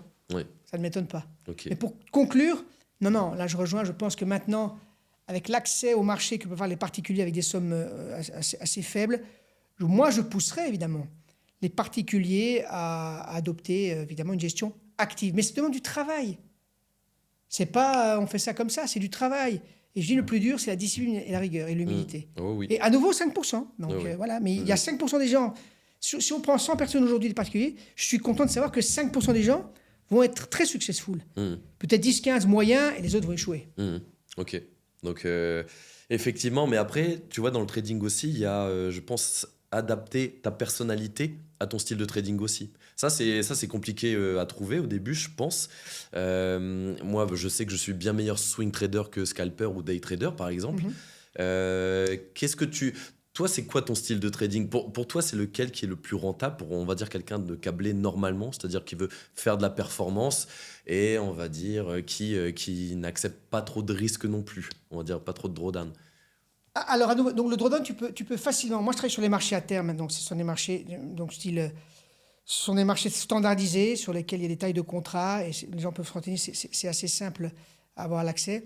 Le drawdown, tu peux simplement limiter le nombre d'actions que tu achètes ou le nombre de contrats que tu achètes. Donc, si tu veux prendre 2 fois le même risque, tu divises simplement le nombre de contrats par 2 ou par 3. Donc, tu peux adapter ton risque assez facilement. Ça, c'est vraiment mathématique, c'est très, très simple. Je reviens à ta question qui est fondamentale. Ça, c'est fondamental, je rejoins à 100%. Il faut d'abord bien se connaître pour savoir quel est le style de trading qui te convient. Après, certains styles te permettront de gagner plus ou moins d'argent, mais c'est le style. Moi, je suis un paresseux, en ce sens que je me suis dit, je veux pas faire du day trading parce que c'est chronophage, ça te prend du temps, trop chronophage. et c'est très fatigant. Maintenant, j'ai un ami que j'ai connu il y a une vingtaine d'années, qui a commencé le trading il y a même 25 ans, il a commencé. Il est extrêmement rentable. Et lui, il faisait simplement de l'arbitrage entre les indices, FTSE, CAC, DAX et S&P, ces 4-là. Ok. Et il faisait, donc il arrivait le matin, page blanche, et puis il tradait toute la journée, et puis il clôturait. Mais tous les jours comme ça. Ok. Et il gagnait énormément d'argent en faisant des arbitrages entre, il vendait le CAC, il achetait le Bel 20, et ce genre de choses, des trucs comme ça. Alors bon, les spreads, voilà. Il gérait son... Et lui, il faisait ça, et je lui disais, mais ça prend du temps. Il me dit, oui, ça me prend du temps, ça me fatigue, je gagne très bien, mais c'est ce que je veux faire. Donc le soir, il clôturait toutes ses positions. C'était très peinard. Moi, dans le trading que je fais, c'est un trading classique de suivi de tendance. Je prends une position, je mets toujours un stop loss associé à cette position, donc une perte que j'ai prédéfinie au départ, et je m'en vais. Et ce qui est assez amusant, c'est que quand je faisais du trading donc pour le compte de la banque, mon boss qui comprenait tout ça, évidemment, c'était un gars qui était très ouvert et qui comprenait. Il avait une bonne connaissance de tout ça. On était 5, on est passé à 11 et on est repassé après à 5 sur 7 ans. Eh bien, moi, il s'en foutait, c'est le résultat. Donc, qu'est-ce qui se passait? Moi, j'arrivais à 9h, 9h30, je passais mes ordres, etc. Et à 11h, j'allais à la gym. Avec une personne qui faisait aussi du suivi de tendance. On allait à la gym à 11h, etc. Ça suscite des jalousies. Donc, il faut rester discret parce qu'on était à l'époque 550 dans cette salle de marché. Voilà, donc on était discret, on faisait pas trop les malins, mais voilà. Mais fallait faire du présentiel quand même, quoi. Ouais, mais bon, mon boss s'en foutait. Alors parfois on venait parce qu'on avait des rapports à faire, mais le trading c'était juste prendre des positions et gagner de l'argent, etc. Et donc si tu avais fait, il m'est arrivé de faire mon PNL en mars. J'ai dit à mon boss, qu'est-ce qu'on fait? Il m'a dit, écoute, fais plus, oui, mais le bonus. Et donc voilà. Voilà. Après, tu peux faire une année. Voilà. Moi j'ai eu la chance la première année quand je suis arrivé. On m'a dit, première année, 12 mois, pas de perte. Donc, tu fais des opérations, pas de perte. Et je crois qu'à l'époque, j'avais gagné, je me toute ma vie, 100 000 francs belges, à l'époque, 3 000 euros. OK. Et donc, très bien. Deuxième année, là, tu fais des résultats. Et après, tes résultats augmentent de plus en plus. Voilà, donc c'était très intéressant. Et à l'époque, on prenait des positions, pas comme Kerviel, parce que lui, c'était faramineux, mais des positions importantes. Je ne cite pas de chiffres, mais par exemple, je me souviens à l'époque, c'était la crise de 2001, crise Internet. Oui. Le groupe Fortis, à l'époque, devait afficher des bons résultats. Je ne cite pas de chiffres parce que c'est confidentiel, mais à ce moment-là, ils ont fait appel à mon boss pour dire on a besoin de beaucoup d'argent. Et comme nous, on avait fait beaucoup de résultats au PropDesk, tu veux bien remettre faire un transfert, un truc ouais. qui n'était pas clair, voilà, et dire que c'est des résultats opérationnels, genre de choses là. Bon, bref, c'est pour te dire qu'on gagnait vraiment simulation comptable.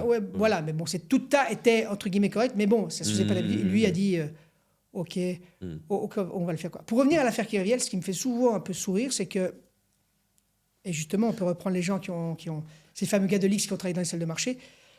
C'est évident, c'est une évidence. C'est celui qui a travaillé 15 minutes, celui qui a travaillé une demi-heure en salle de marché, c'est pertinemment que tout le monde savait les positions de Kerviel, tout le temps. Pourquoi?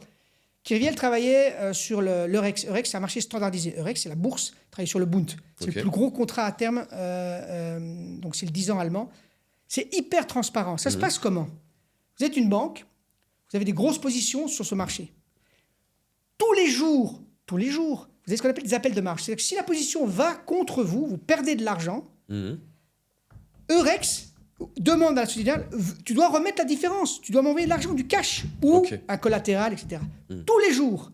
Donc, à partir du moment où la position de Kerviel s'est dégradée, il y a eu ces appels de marge. Donc, non seulement Eurex avait au moins 10 personnes au courant, le back-office de ce société était au courant, le middle était au courant, etc. Donc, même s'il avait pu trafiquer au front-office, des externes savent ce qui se passe. Tu ne peux pas communiquer. Déjà, ça, c'est une évidence que tout le monde savait. Pourquoi ils l'ont laissé aller aussi loin, alors? Mais le gars a gagné 1 milliard avant. Juste parce qu'il était bon. Parce qu'il était bon. Parce que Société Générale, qui se targue d'être une banque, effectivement, les Français, c'est vrai qu'ils sont bons, je dirais, en produits structurés. Mais ils sont nuls en gestion. D'ailleurs, on voit la France où elle va. Ils sont nuls en gestion. Ils sont nuls en gestion. On le voit. C'est des nulos, les gars. Donc, il faut qu'ils apprennent à gérer. Ils ne savent pas. Parce qu'ils ont toujours une grosse tête. Je suis un peu dur avec eux. Mais ils ne savent pas. Après, je parlerai du cuivre à Manaka en 94. Et donc, tout le monde sait. Alors, après, je ne sais pas comment, entre guillemets, ce qui s'est passé avec Kerviel, mais c'est cousu de filament. Je veux dire, n'importe qui a travaillé 5 minutes, tout le monde sait. Et donc, voilà, après, c'est politique et tout ce qu'on veut, quoi. Et en plus, quand on parle de 5 milliards, là, je rejoins ce que dit Kerviel, ce Prime, le gars avait perdu 1 milliard, ils ont fait passer de la perte sur Prime là-dessus. C'est assez... Voilà. Et en plus, le marché du Bund est extrêmement liquide. Donc...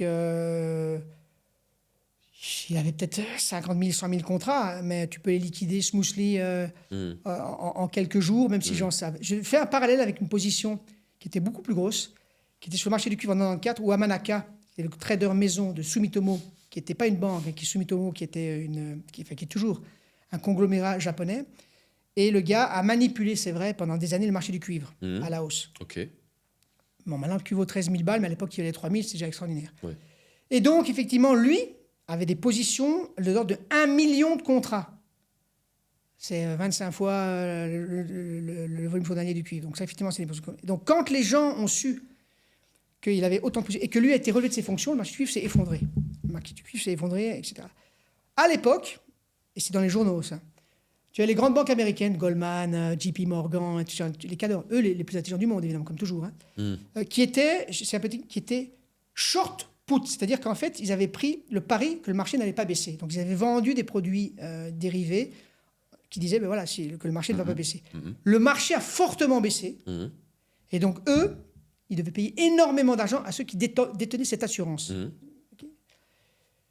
Et c'est dans les journaux, ça on peut vérifier. Hein. Et Robert Rubin, qui a été plus tard le ministre du Trésor américain, donc sous Clinton, je pense, qui était à l'époque responsable de Goldman Sachs, qui était un boss, a pris l'avion de New York, est arrivé à Londres, et rien que sur le cuivre, les mecs ont paumé 200 millions à l'époque, en 94. On peut vérifier, hein, colossal. Et le gars dit on ferme le desk, Como. Donc les gars, en une journée, ils ont pris le bouillon, les gars qui avaient fait sur les ans, ils ont pris le bouillon. JP, pareil. Hein, donc tous ces gens-là, donneurs de leçons qui se deviennent riches, c'est des bulles. À nouveau. Et je suis très dur avec ça parce que le trader n'a qu'une seule chose à faire. La chose que tu connais, c'est maîtriser ta perte. Tu sais la perte que tu peux dire, voilà, à 5%, j'arrête tout. Les gars, tu sais pas. Mais tes pertes, tu peux le faire. Le premier boulot d'un gars à apprendre, c'est gérer ta perte. Pas dire, j'ai gagné 10 milliards. Quand tout le monde gagne, c'est facile. Et là, et encore, faut laisser quoi ses profits. Mais c'est ça, c'est ça. Voilà. Et donc ça, c'est en priorité la défense du capital. C'est comme quand tu fais une équipe de foot, ta défense d'abord, et ensuite, si tu dois maîtriser, et tout le monde te le dira, voilà, tu dois pouvoir faire 25 opérations d'affilée et avoir du capital pour continuer à trader. Alors, je ne dis pas que tu seras toujours à 100%, mais qu'à 80%, tu peux toujours trader. Exemple simple, c'est mathématique. J'en vois encore aux gens qui savent calculer sur leurs doigts, compter sur leurs doigts. Quand tu es à 100 et que tu perds 10%, tu as 90 ou 90, pour remonter à 100, il faut 11%. Ouais. Okay, mais quand tu perds 20%, tu as 80. Pour remonter, il faut 25%. Et quand tu es à 50, hein, le gars qui fait le malin sur le Bitcoin, qui prend la banane, je suis à moins 50%. Il faut combien pour remonter? Il faut doubler, 100%. Donc c'est mathématique. Donc quand tu essayes de prendre des petites paumes de 1, 2, 3%, ben, quand tu en fais 5 d'affilée, tu es déjà à 10%, c'est pas mal. Mais c'est ça, tu peux toujours te refaire. Mais, et ça, c'est pas moi qui le dis, c'est des études qui le disent, notamment Merrill Lynch à l'époque avait fait des études dans les années 90 sur pourquoi les particuliers perdaient, parce qu'ils avaient beaucoup de comptes d'individus. Ben, parce que les gens ne coupent pas leurs pertes. Et dès qu'ils ont 5% de gain, hop, ils prennent. Ils ont peur. Et donc, c'est ça qui est dur en discipline, c'est laisser courir tes profits et couper tes pertes rapidement. Oui. Alors, ce que j'entends souvent, mais je les comprends, ce ne sont pas des traders, ce ne sont pas des gens de la gestion, c'est des sales. Quand j'entends des grosses boîtes, c'est plutôt des fintech d'ailleurs, ils sont là pour t'expliquer quand il faut gérer leur pognon en diversifiant, que quand le marché va cracher, il faut avoir les coups de rester dessus parce qu'ils sont remontés. Oui. C'est du grand n'importe quoi. Mais je laisse faire ces gens-là. Mais je souris, les gens verront bien, les conseillers ne sont pas les payeurs. Mais ces gens qui donnent des conseils n'ont jamais géré un bal. Donc moi, je m'étonne. C'est comme si je lisais un précis de médecine, je le connais par cœur, et je dis, bon, ben maintenant, je vais vous opérer, les gars. Ah non, Fran, ça n'a pas d'expérience. Mais si, mais je connais par cœur. Je sais comment il faut faire. Vas-y, opère-moi. Mais non, mais t'es con, faut pas le faire. Mais c'est pareil. C'est exactement pareil. Ouais, c'est clair. Et donc, les gens sont naïfs. Mais les gens aiment bien, à nouveau, c'est psychologique, se sentir bien. Il parle bien. Franz, il parle très vite, je comprends pas tout. Non, mais lui, qu'est-ce qu'il est gentil, il parle bien. Je suis d'accord avec lui, c'est super. Ouais, mais continue à manger de la graisse et manger du sucre, tu ne maigriras pas. Oui, mais tu fais du sport, tu fais un peu de sport, c'est très bien. Enfin, voilà. Mais à nouveau, les gens verront. Les gens vont parler. Mais c'est vrai que ça me fait péter un câble quand je vois sur LinkedIn les mecs, les influenceurs finance qui te disent oui, bah, un crash, ça va être très bien parce que vous pourrez racheter à ce moment. Non, c'est absolument pas ce qu'il faut faire. Et d'ailleurs, j'en reviens, c'est souvent ce que je dis à mes clients, c'est dans le bouquin Mémoire d'un spéculateur, Jesse Livermore explique que lui, il jouait, il était long, donc il achetait pour gagner à la hausse. Il rentrait sur des nouveaux plus hauts de certains actifs. Il rentrait sur un nouveau plus haut pour aller chercher encore plus haut. Absolument. Tout simplement parce qu'il jouait sur la tendance. Donc c'est un contresens total d'investir contre la tendance, encore plus quand ça crache. Absolument. Donc aujourd'hui, tous les fondamentalistes sont en train de rester hors du marché parce qu'ils te disent que la bulle IA, c'est comme la bulle Internet de 2000, ça va cracher. Oui, mais là, pour l'instant, ça monte. Tant que ça monte, en fait, continue à prendre de l'argent. On ne sait pas quand ça va craquer. Absolument. On ne sait même pas si ça va craquer. Parce qu'aujourd'hui, les résultats des boîtiers sont exceptionnels. Donc, c'est ça qui tire le marché. Mais du coup, j'en reviens un petit peu à Jérôme Kervel. Et j'ai fait un petit peu de scalping. Je me suis essayé au scalping, des trading pendant plusieurs mois. Et j'imagine que quand en plus tu gères des fonds qui sont pas les tiens, ça doit être encore différent. Psychologiquement, comment un mec comme Jérôme Kervel, donc enfin, j'imagine qu'il était très bon ce mec, qu'est-ce qui se passe dans sa tête pour qu'il puisse perdre autant d'argent? Comment c'est possible en fait? Mais le parallèle avec Nick Leeson, donc celui qui a provoqué la faillite de Barings, c'est pareil. C'est que c'est l'incapacité à prendre ses pertes. Alors, ce qui s'est passé sans doute, mais ça, je suppute, hein, je ne sais pas. Et lui, je crois que lui en a parlé, mais je n'ai pas fait attention à ça. C'est si, malheureusement, c'est un malheur. Tu as perdu un peu, par exemple, tu es à 100 et tu passes à 80. Et là, au lieu de couper, tu doubles ta position. Et puis le marché remonte et va à 120. Tu dis, ah ben ça a marché une fois, et donc je vais le refaire. Et tu espères à chaque fois que le marché va remonter, et tu fais du DCA. Tu fais du DCA. Et à chaque fois qu'on essaie de faire du DCA dans les marchés qui baissent, comme ton capital est limité, ben, tu fais faillite. C'est ce qui s'est passé avec Linison, avec son compte 888. Et voilà, donc le gars était pris, si tu veux, et à un moment, au lieu de couper, tu peux plus reculer. Donc, et lui, c'est tout ou rien, c'est all-in. Et il a dû faire all-in à un moment donné, en connaissance de cause. Et je te dis, tout le monde est au courant. Il faut arrêter de me raconter des bêtises, ça, tout le monde est au courant. Et comment, je trouve, et ça, je trouve que c'est de l'escroquerie, de l'arnaque, comment les autorités ont pu laisser faire ça. Je veux dire, ce procès comme ça, c'est scandaleux. Ouais. C'est scandaleux. Je veux dire, aux États-Unis, ce ne serait jamais passé comme ça. Jamais. Ils auraient coupé bien avant aux States. Ils auraient coupé certainement avant, mais s'il y avait eu ce problème-là, effectivement, qui perd 2-3 milliards, etc., ben, je peux te dire que les dirigeants sont tous en tôle. Hein. Ouais. Mais bien sûr. Là, ils auraient été en tôle, ça c'est clair.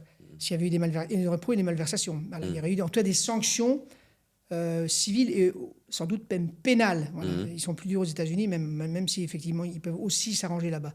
Mais donc c'est vraiment ubuesque la situation. Ubuesque. Bon, maintenant, comme Nick Leeson, Jérôme Kervel, il fait ce qu'il peut et ce qui lui est arrivé, c'est triste pour lui, mais je pense que là, il essaie de s'en sortir. Effectivement, il donne, son expérience peut être valorisée. Je suis maintenant. Mais je trouve que c'est étonnant qu'on s'en soit arrêté là. Quoi. Je veux dire, on peut démonter facilement que tout le monde savait. Quoi. Ouais, c'est clair.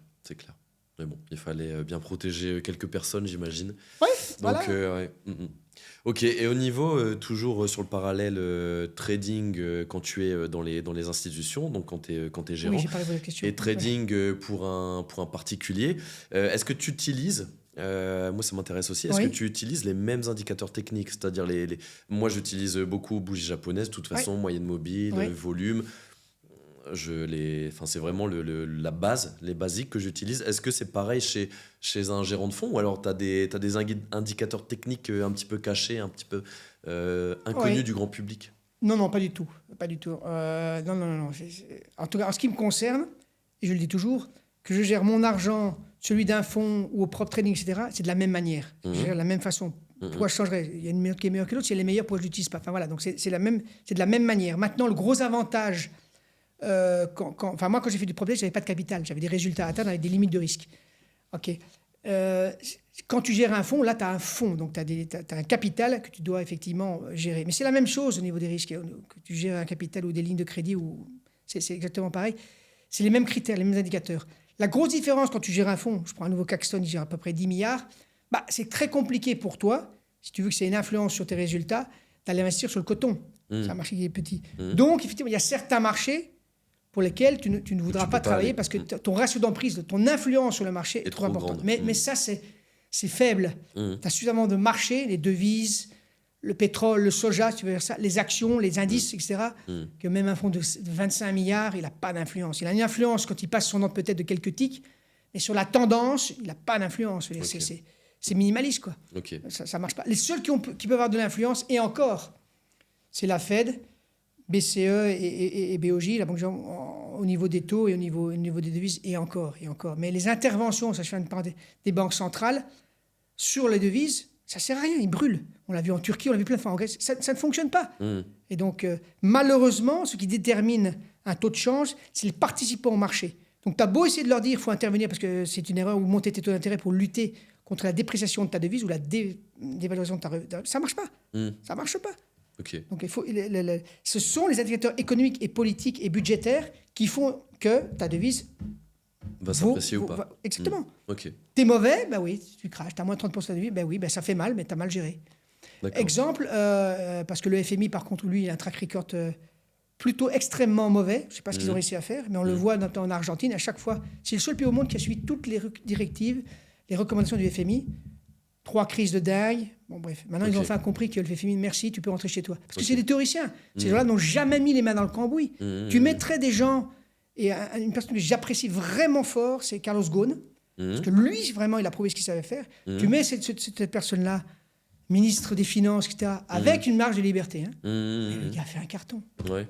Mais bien sûr. Ouais, tu penses que ce serait bien de mettre des gens des entrepreneurs en tout cas Mais oui, mais le problème, c'est que la politique, c'est des arrangements, et donc on va lui dire, ok, tu peux, mais ton mandat est limité à ça, ça, ça. Le gars, il va arriver, il te redresse la France en 10 minutes. Enfin, j'exagère, mais le gars, tu mets des gars comme ça, mais la cartonne. Ah oui, ça fait mal. Mais il l'a fait pour des groupes comme Nissan, etc.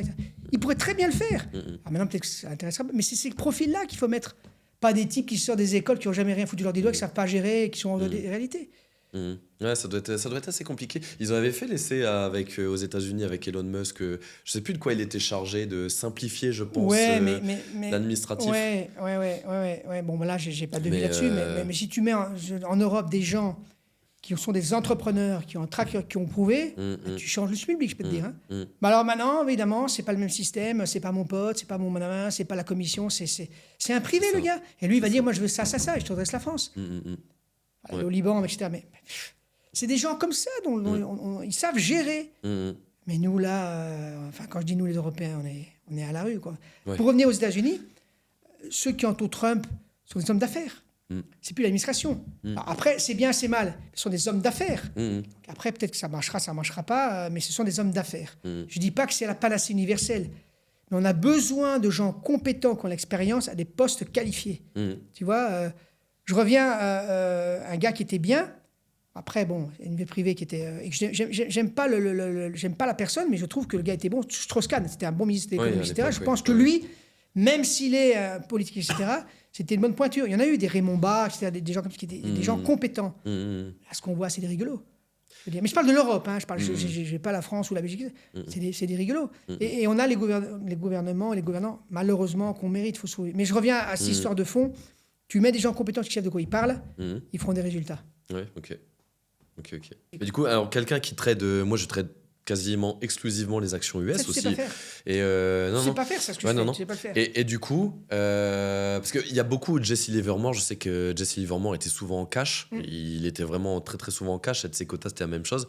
Est-ce que quand tu es spécialisé comme ça sur un marché comme moi, en période de bear market, tu me conseillerais quoi? Ce serait vraiment de me mettre en cash et justement de sécuriser les 20-25% que j'ai déjà pris les 6 premiers mois? Ou alors il faut aller chercher d'autres actifs, comme par exemple le Brent au moment du début de la guerre en Iran? Ou qu'est-ce que toi tu ferais? La première question que je te pose, est-ce que sur les signal stocks, est-ce que ton côté te permet de shorter les signal stocks? Oui. Donc je Si short. tu as un signal d'achat, tu as un signal de vente, tu shorteras. Tu prends celles qui vont... Ouais. Et même dans un bear market, tu as des milliers d'actions, tu en as qui vont performer. Donc conserve, tu fais un long short, en fait. Reste long sur certains. Parce que moi, je gagne... Donc 50-50 long short. Non. Dès que tu as un signal, tu me dis que ça dépend, c'est le risque. Donc si par exemple tu prends 2% de risque, tu peux avoir jusque 50 actions. Ça en fait 100%. Maintenant, tu peux te dire, au pire, j'en fais que 20, je suis à 40%. Si je perds partout, je suis à moins 40, ce qui est beaucoup. Mais, ou 1%. C'est à toi de voir. Tu peux en prendre autant que tu veux. Mais dès que tu as un signal d'achat ou de vente, prends ce signal pour telle action de vente. Prends à chaque fois. Maintenant, et tu les prends quand ils sont là.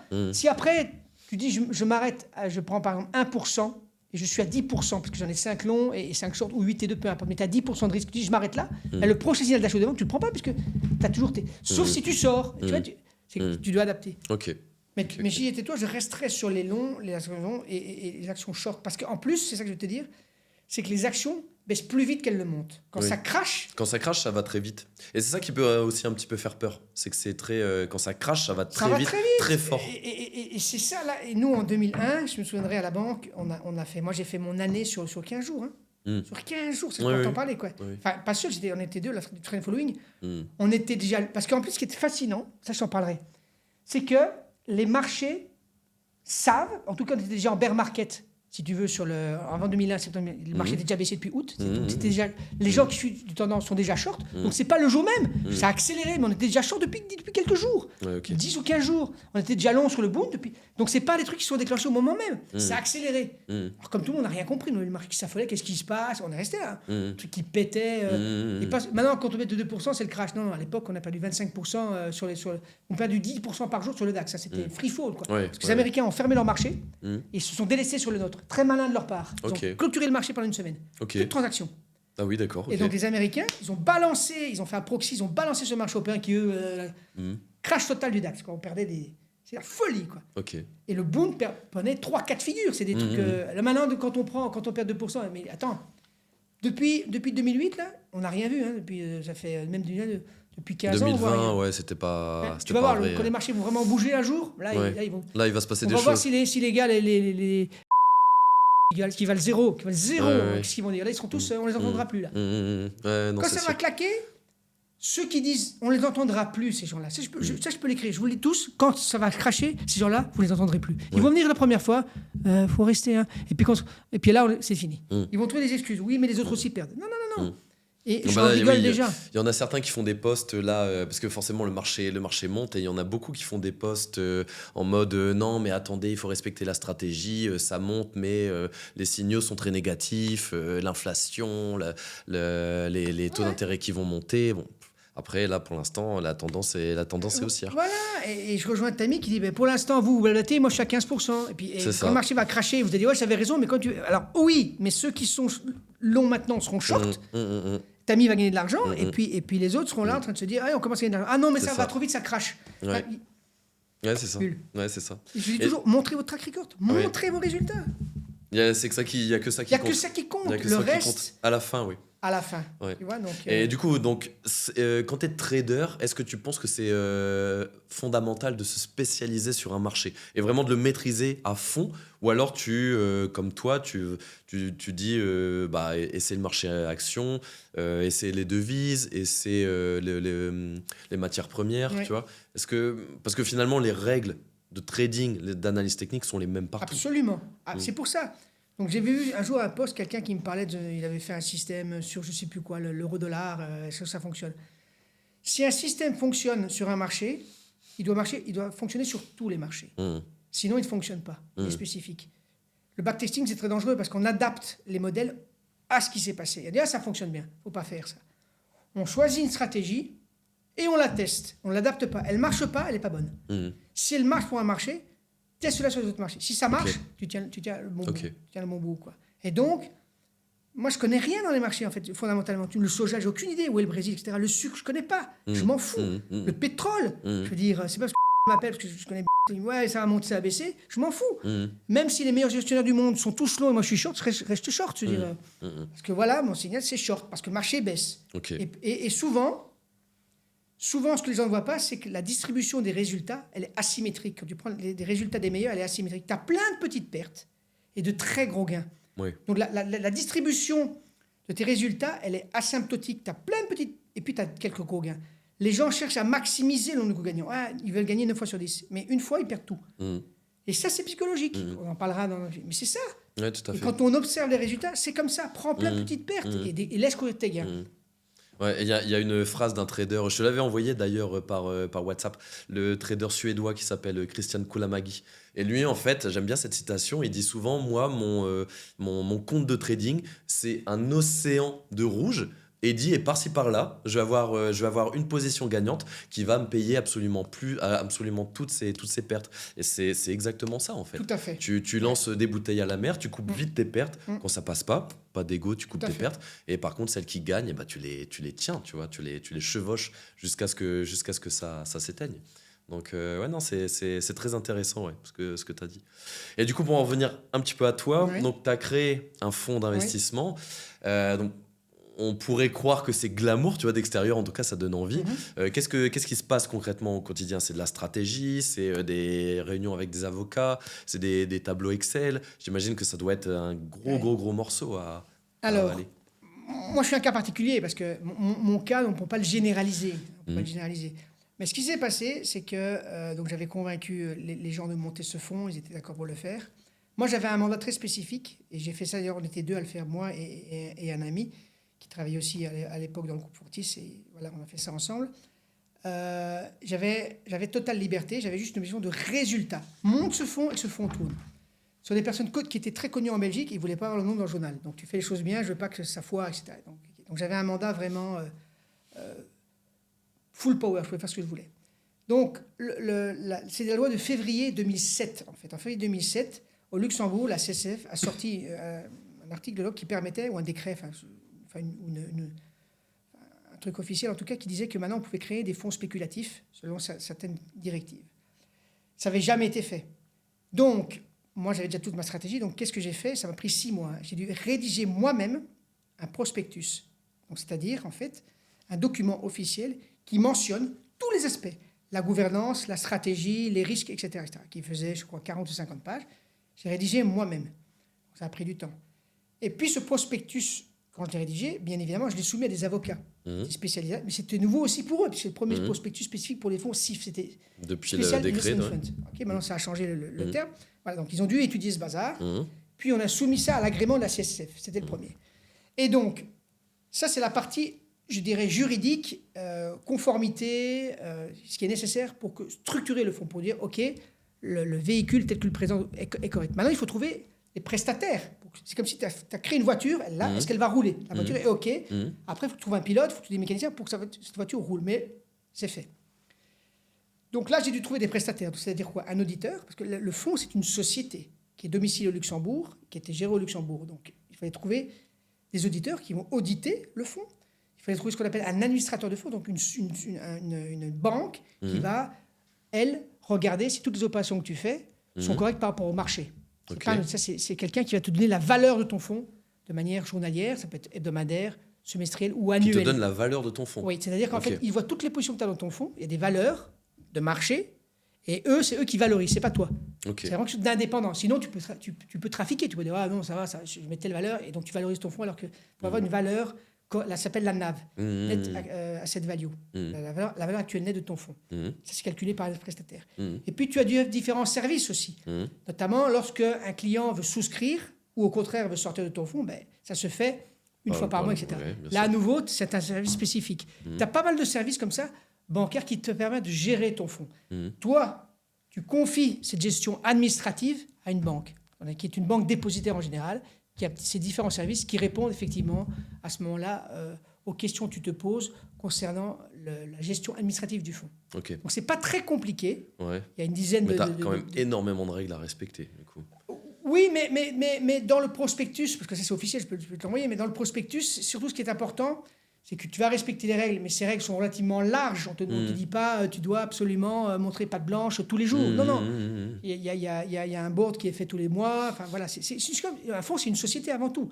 Tu respectes les règles d'une société, dans ce cas de le fonds.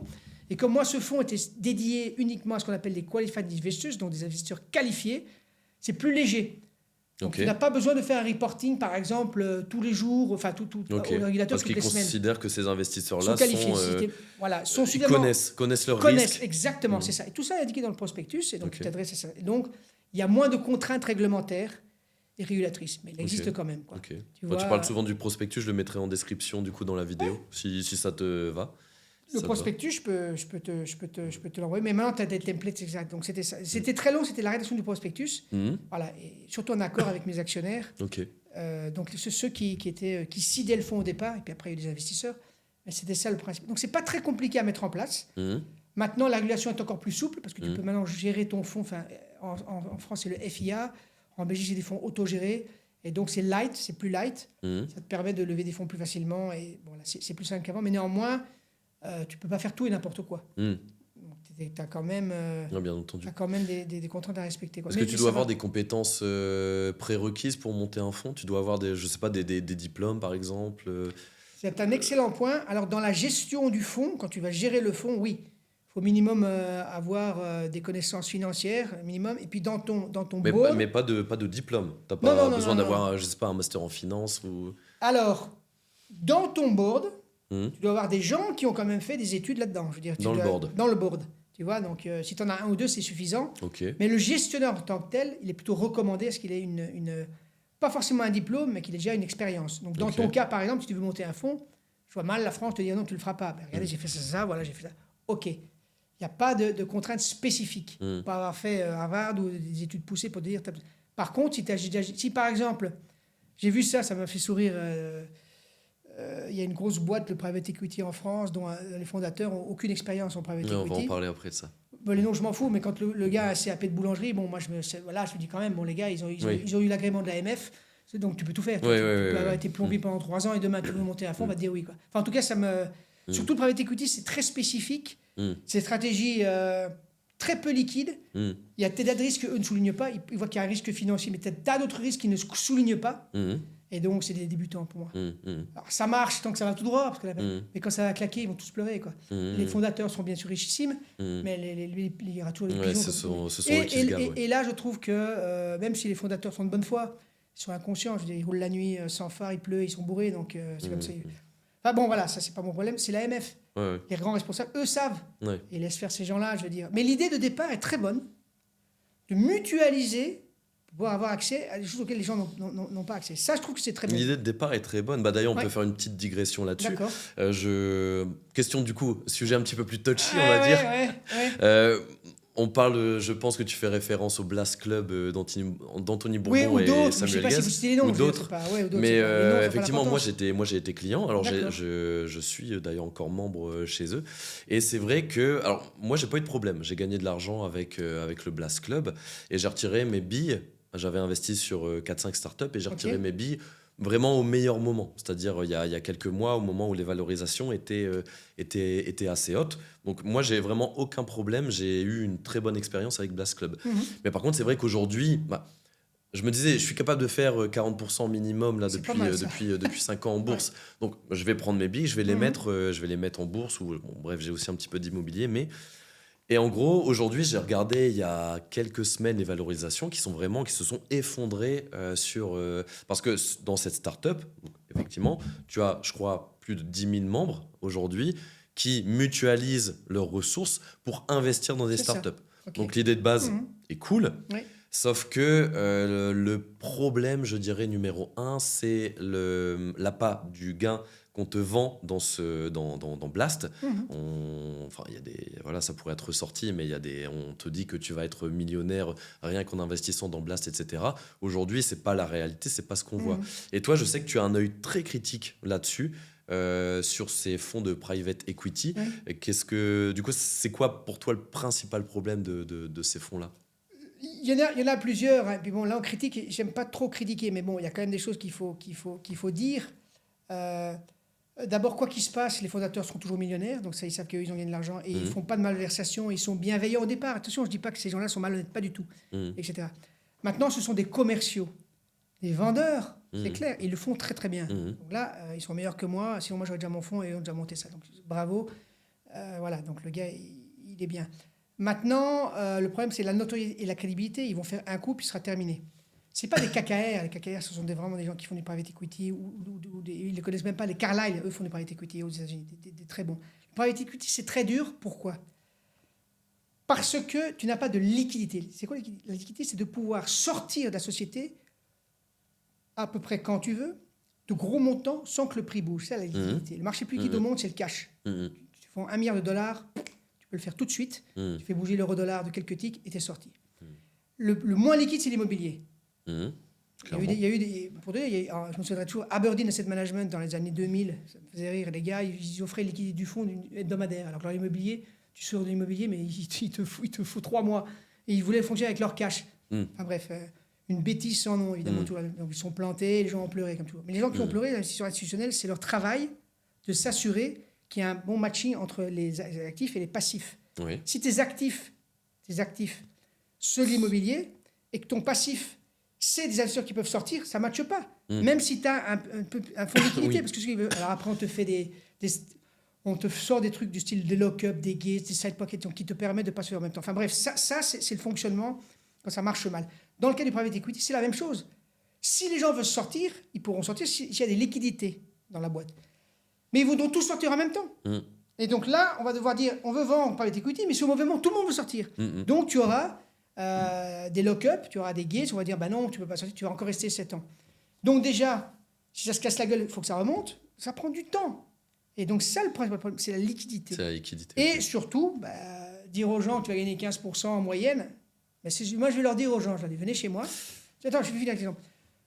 37 degrés, mets ta tête au four à 200 et tu mets tes pieds 0 Kelvin à moins de 200. Ah ben ça fait 37 degrés. Mais t'es mort, ta tête au four. C'est pareil. Tu vas gagner 15%. Donc, il faut arrêter. Et à nouveau, je trouve que les autorités de contrôle et de régulation en Europe, en particulier là en France, ont une lourde responsabilité. Il faut arrêter les mecs. Quoi. Tu vois. Et même si tu avais tous les diplômes, etc., tu dois limiter, tu dois protéger l'investisseur privé au lieu de leur vendre des conneries. On leur vend des conneries, on leur vend du vent. Quoi. Tu vas monter 15%. Et même si on te dit... Alors, on se retranche derrière, ça me fait rire, oui, les données du passé, etc. Non. Ouais. Mais après, c'est du marketing. C'est vrai qu'ils sont très bons là-dessus. Hein. Ils sont très bons là-dessus. Leur site est cool. Ouais. Ils ont des discours qui font rêver, tu vois. On te promet que tu vas être millionnaire, indépendant financièrement grâce à leur structure. Bon, toi, t'as envie de les croire. Et j'ai même vu des membres dans la communauté qui mettaient toute leur épargne sur des projets start-up de Blast. Donc bon, au niveau diversification et gestion du risque, c'est pas terrible. Mais c'est vrai que j'ai vu ce problème de liquidité, c'est en train d'arriver aux États-Unis. Et tu vois, le fonds Blue Hall, je sais pas si tu connais, ils ont limité les retraits de leurs clients à 5%, je pense, par mois, je crois, ou par trimestre. Et du coup, il y en a qui sont bloqués avec leur investissement, qui sont en train de s'effondrer au niveau valo et qui peuvent pas retirer leurs fonds. À ce niveau-là, par exemple, attention, dans les fonds de private equity, ce sont des pratiques qui sont tout à fait... C'est les meilleures pratiques, je peux... Enfin, là, ils peuvent faire ça. C'est pas une critique. Ah non, il y a des mécanismes qui te permettent effectivement de ouais. dire, voilà, il y a différentes pratiques. Voilà, on bloque... Ça, c'est logique. C'est dans les une contrats, contrainte, mais c'est dans les contrats. C'est pas un truc qu'on te met comme ça sur la tête. Bien quoi. sûr. Alors là où tu marques un point, et je reviens sur ce que tu dis, c'est vrai que c'est que les gens, et je trouve que c'est là où c'est pas très correct, c'est qu'on sait tous pertinemment bien que tu as toujours des gens qui veulent rêver. Tu leur dis, voilà, on a déjà fait du 15%, fais du 15%, et ils vont mettre leur argent. Je trouve ça pas correct, parce que les gens ne diversifient pas, et on devrait interdire ça. On devrait interdire aux gens, voilà, si tu n'es pas diversifié, si tu ne diversifies pas, tu n'as pas plus qu'autant. Et alors faire ce que font les banques, quand elles doivent le faire, c'est une obligation légale, dresser ton profil de risque, tu vois, et vérifier que c'est juste, parce que tu peux dire n'importe quoi. Et donc, dans le cadre de la société que tu cites, je ne sais pas si c'est fait, mais ça aurait dû être fait. Et je trouve ça vraiment dommage, parce que l'idée au départ est bonne. On va mutuer les extras. C'est une bonne idée, ils ont raison de faire ça. À nouveau, ils savent pertinemment que les gens veulent entendre des choses qui leur plaisent. Et je peux même te dire, quand ça va cracher, ne vous inquiétez pas, ça va remonter, mettez plus, etc. Voilà. Derrière, ce qui est triste, c'est qu'il y a des gens qui seront dans les grosses difficultés. Parce qu'ils ont cru à ça. Et donc, je trouve que ça ils le savent. C'est dommage. Alors, dire oui... on ne peut pas empêcher. Si, on peut empêcher ça. On peut empêcher ça. Avec un travail de rigueur en disant, voilà, tu touches 3 000 balles par mois, tu as 20 000 balles d'économie, tu mets tout. Non, c'est pas pour toi. Et un rôle, la banque doit jouer un rôle là-dessus. Tu vois, il doit y avoir un lien, montre-moi le profil. Alors, tu ne vas pas peut-être avoir 100%, mais tu vas limiter. Tu as peut-être 1% de gens qui vont passer, vont se planter, mais au moins, tu vas le limiter. Là, les gens... et puis alors, les frais que j'ai vus, mais prohibitifs. C'est scandaleux. Oui, les frais sont importants. Mais l'AMF, même chose. Enfin, ça, c'est vraiment... Tu crois que l'AMF devrait avoir son mot à dire là-dessus, sur les commissions ? Mais elle devrait avoir son mot à dire, bien sûr. Bien sûr. Et je ne vais pas dire interdire, mais limiter, quoi. Tu payes des frais colossaux pour zéro valeur ajoutée, je veux dire. Oui. Non, effectivement. Qui fait le choix? Alors, ces gens-là sont bardés de spécialistes en private equity. Ils ont investi leur argent dedans. Non, je sais pas. Il n'y a pas de skin in the game aussi là-dedans. C'est-à-dire que les gens n'ont pas investi eux-mêmes leur argent dedans. Si effectivement les fondateurs ont mis toutes leurs billes dans ces projets, c'est pas une raison de succès. Mais au moins, ils vont faire attention à ce qu'ils font. Je suis curieux de savoir, montrez-moi un petit peu où vous avez mis vos billes. Tu vois? Et eux sont malins, et ils ont raison. Eux ont diversifié, ils ne vont pas mettre tous leurs billes. Voilà, mais au moins, voilà. Enfin bref, c'est pour tourner la page de ce côté assez négatif. Sur private equity, en France, et voilà. Ouais, ok. C'est la même chose, je vais faire juste une petite parenthèse. C'est comme les firmes de PropDesk, les propres firmes dont on parle maintenant. Même chose. Je dirais, certains gagnent de l'argent, mais ce n'est pas vraiment le véritable trading pour compte propre. Parce que tu n'as pas l'accès au marché en direct, les autres ne sont pas passés, etc. Enfin, il y a plein d'éléments comme ça. Tu es limité, enfin bref. Effectivement, les propres. Ça, c'est une autre parenthèse. Mais bon, voilà. Ça, à nouveau, tout ce qui n'est pas interdit en finance est permis. C'est pas interdit, tu peux faire. Après, ils vont mettre des lois en place. Mais il y aura des excès. Et à nouveau, ils vont légiférer. Mais il y aura des excès pour ces propres firmes aussi. Et entre-temps, ils auront gagné énormément d'argent Mais sur voilà, le dos mais voilà, sur le dos de leurs clients. Ouais. Oui, mais c'est que, bon, allez, j'ai un peu loin, j'ai forcé le trait, mais c'est comme la vente de l'alcool. On sait que l'alcool, c'est une drogue dure, ça fait des ravages. Bah, l'État a son mot à dire, et donc, voilà, après, on va dire le tabac tue, mais pour le tabac, on en vend autant. Mais si on peut limiter, limitons. Et là, ils ont une responsabilité. En tout cas, l'AMF a une responsabilité là-dedans. Bien sûr. Ok, petite question psychologie. Ah oui, d'accord. Pour toi, qu'est-ce qui est le plus destructeur comme trait de caractère chez un trader? C'est la peur, c'est l'avidité ou l'ego? L'ego. C'est l'ego? L'ego, parce que quand tu as peur, bah, tu vas prendre effectivement peut-être tes profits un peu tôt, mais quand tu as peur aussi, tu vas prendre tes pertes alimentaux. L'avidité, bah, c'est que tu vas peut-être prendre des pertes plus grandes, mais aussi tu vas laisser tes profits. Mais l'ego, c'est du style j'ai raison, t'as tort. Ok. L'ego prend. L'ego, c'est le pire. Bon, les deux autres sont pas bonnes, mais l'ego, c'est le pire. Ouais.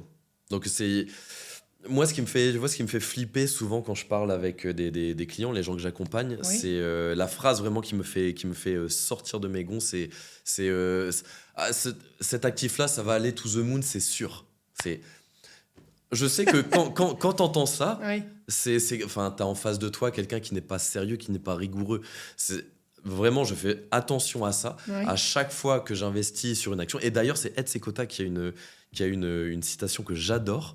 Il dit toujours, ceux qui sont sûrs de leur coup sont des traders qui vont perdre.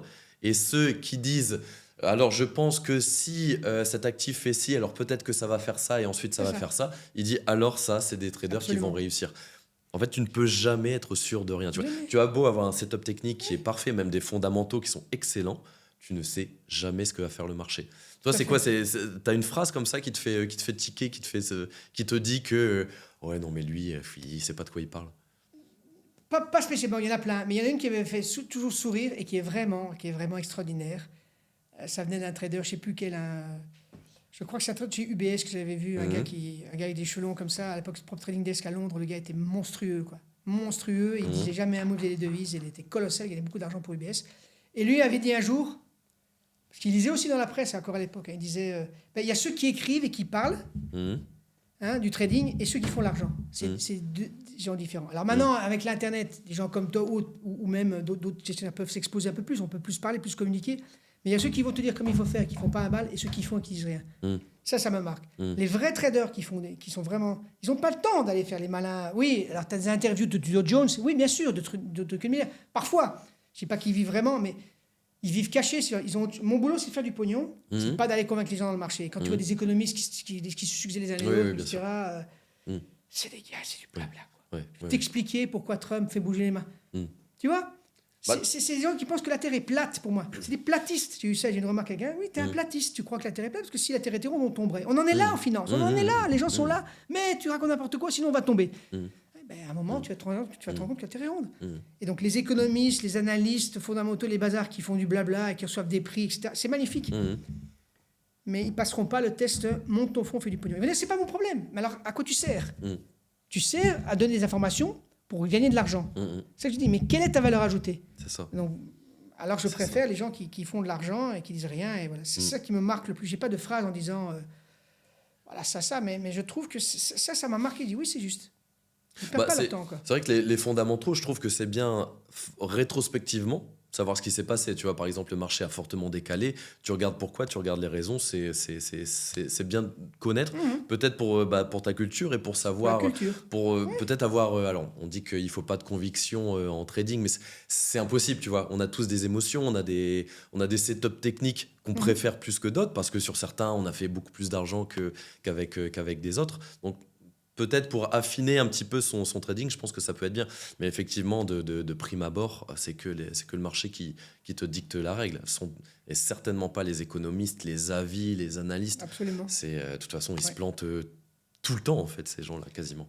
Pour revenir à ce point, ils se trompent. Moi, oui, mais moi, par exemple, je me trompe, je vais dire, entre 2 fois sur 3 et 3 fois sur 4. Donc, c'est beaucoup. Mais ça me permet de gagner de l'argent. Comme tu disais très bien, ton trader suédois, là, effectivement, il a sa matrice et sur 25 marchés, il perd et sur 2 marchés, il gagne, il fait un carton. Je répète, c'est ça. C'est pas avoir raison ou tort qui compte. C'est si j'ai raison, combien je vais gagner. Si j'ai tort, combien je vais perdre. Tu vois? Et si tu limites tes pertes à 1%, etc., et qu'à un moment, tu vas faire 15% sur un marché, moi, j'avais dit à mes traders, parce qu'à la Robank, où j'ai formé des traders là-bas et qui sont successful, et de zéro vraiment. Donc, en plus, il y a eu des preuves, puisqu'on travaille avec un courtier, voilà, numéro 1 au monde, qui est chez ce bureau à Londres. On a travaillé pendant plusieurs années avec lui, on a bien réussi. Je leur disais, comme on ne sait pas où vont les marchés, il y a une technique avec eux, donc je les ai formés, et ça fonctionne. Hein. Tous les marchés sont les mêmes, vous savez pas combien, mais vous allez gagner, à la fin de l'année, vous allez voir la concentration. Vous allez gagner peut-être beaucoup sur 3 marchés et perdre sur les autres, ou gagner un peu sur les autres. Mais 3-4 marchés, c'est chaque fois pareil. Quand à la fin de l'année, sur les marchés à terme où tu as gagné de l'argent, c'est très rare que tu aies gagné sur tous, ou perdu sur tous. Tu as une concentration des gains qui est faite sur 2-3. Par exemple, en 2025, tu as cartonné sur l'argent et l'or. Les marchés ont gagné beaucoup d'argent. Oui. Tu vois, et sur Eurostoxx ou même le Bund, tu n'as rien gagné ou tu as même perdu. Et sur le cacao, café, etc., au sucre, tu n'as peut-être rien fait. Mais sur les marchés où tu as cartonné, c'est ceux-là. Donc, et tu ne sais jamais à l'avance où ça va aller.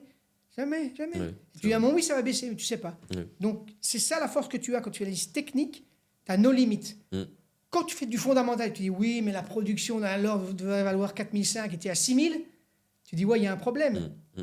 Donc je vends, etc. Non. Ou des gens, des gros spécialistes de hedge fund, dont un Français qui gère un fonds à Londres, dont je tairai le nom, et qui t'envoie un poste pour dire ouais, le pétrole va monter à 6000, enfin j'exagère, mais va exploser, etc. Oui. Il n'en sait rien. Et donc il fait des bêtes hyper risquées en options, bazar, etc. Mais c'est sa stratégie, attention. Hein, mais il n'en sait rien. Je veux dire, comment savoir ce qui va se passer demain Même toi, tu ne sais pas si demain tu seras malade ou pas, etc. Dans des marchés complexes. Mais par contre, là où je ne suis pas totalement d'accord avec toi, même après, on ne peut pas expliquer quelle était l'influence d'une décision ou ce qu'on pensait être sur un marché. Les par exemple, le fait que le pétrole monte parce que, supposons, la guerre va continuer. On ne sait pas jusqu'à où ça peut aller. Est-ce que ça va monter à 120, 150, 200 On n'en sait rien. Donc tu ne peux pas dire, si la guerre continue, on va monter à 150. Tu ne sais pas. Ça va sans doute monter. Mais peut-être qu'il y a d'autres facteurs qui font même que le marché va baisser. Oui. Par contre, ça c'est un point que je pense à l'instant, qui est très intéressant, et ça se vérifie à chaque fois. Si tu as, supposons, non-farm payrolls, donc le chiffre le plus important aux États-Unis, une fois par mois le vendredi aux États-Unis, un chiffre très important qui est le non-farm payrolls, qui est en fait la création d'emplois en dehors du domaine agricole. C'est un chiffre que tout le monde suit, avec notamment le taux de chômage. Si ce chiffre sort, soit très fort ou très faible par rapport aux attentes, donc en dehors des attendus, et que le marché réagit à l'inverse, donc supposons que le chiffre sort très très fort, c'est très très fort, normalement, ça doit faire baisser les bonds. Okay. Si sur ce chiffre, les bonds montent, ça veut dire que cette nouvelle aurait dû faire baisser. C'est que le marché va exploser encore plus. Qu'il aurait dû baisser. Ce marché sur ce chiffre très fort aurait dû baisser. Or, il monte. Ça surprend tout le monde. La tendance va normalement encore plus. Elle est encore plus renforcée. Ouais. Si à l'inverse, tu avais un chiffre très faible, tu vois, le ralentissement de l'activité, un chiffre dégueulasse, moins 100 000, très très mauvais. Les bonds devraient monter très fort parce que les taux long terme devraient baisser. Et tu vois que les bonds baissent. Alors qu'il devrait monter fortement. Pas 5 minutes après. À la fin de la journée, tu vois que le marché a beaucoup baissé. À la fin de la journée. Hein, tu vois que Ok. Donc la tendance devrait se poursuivre.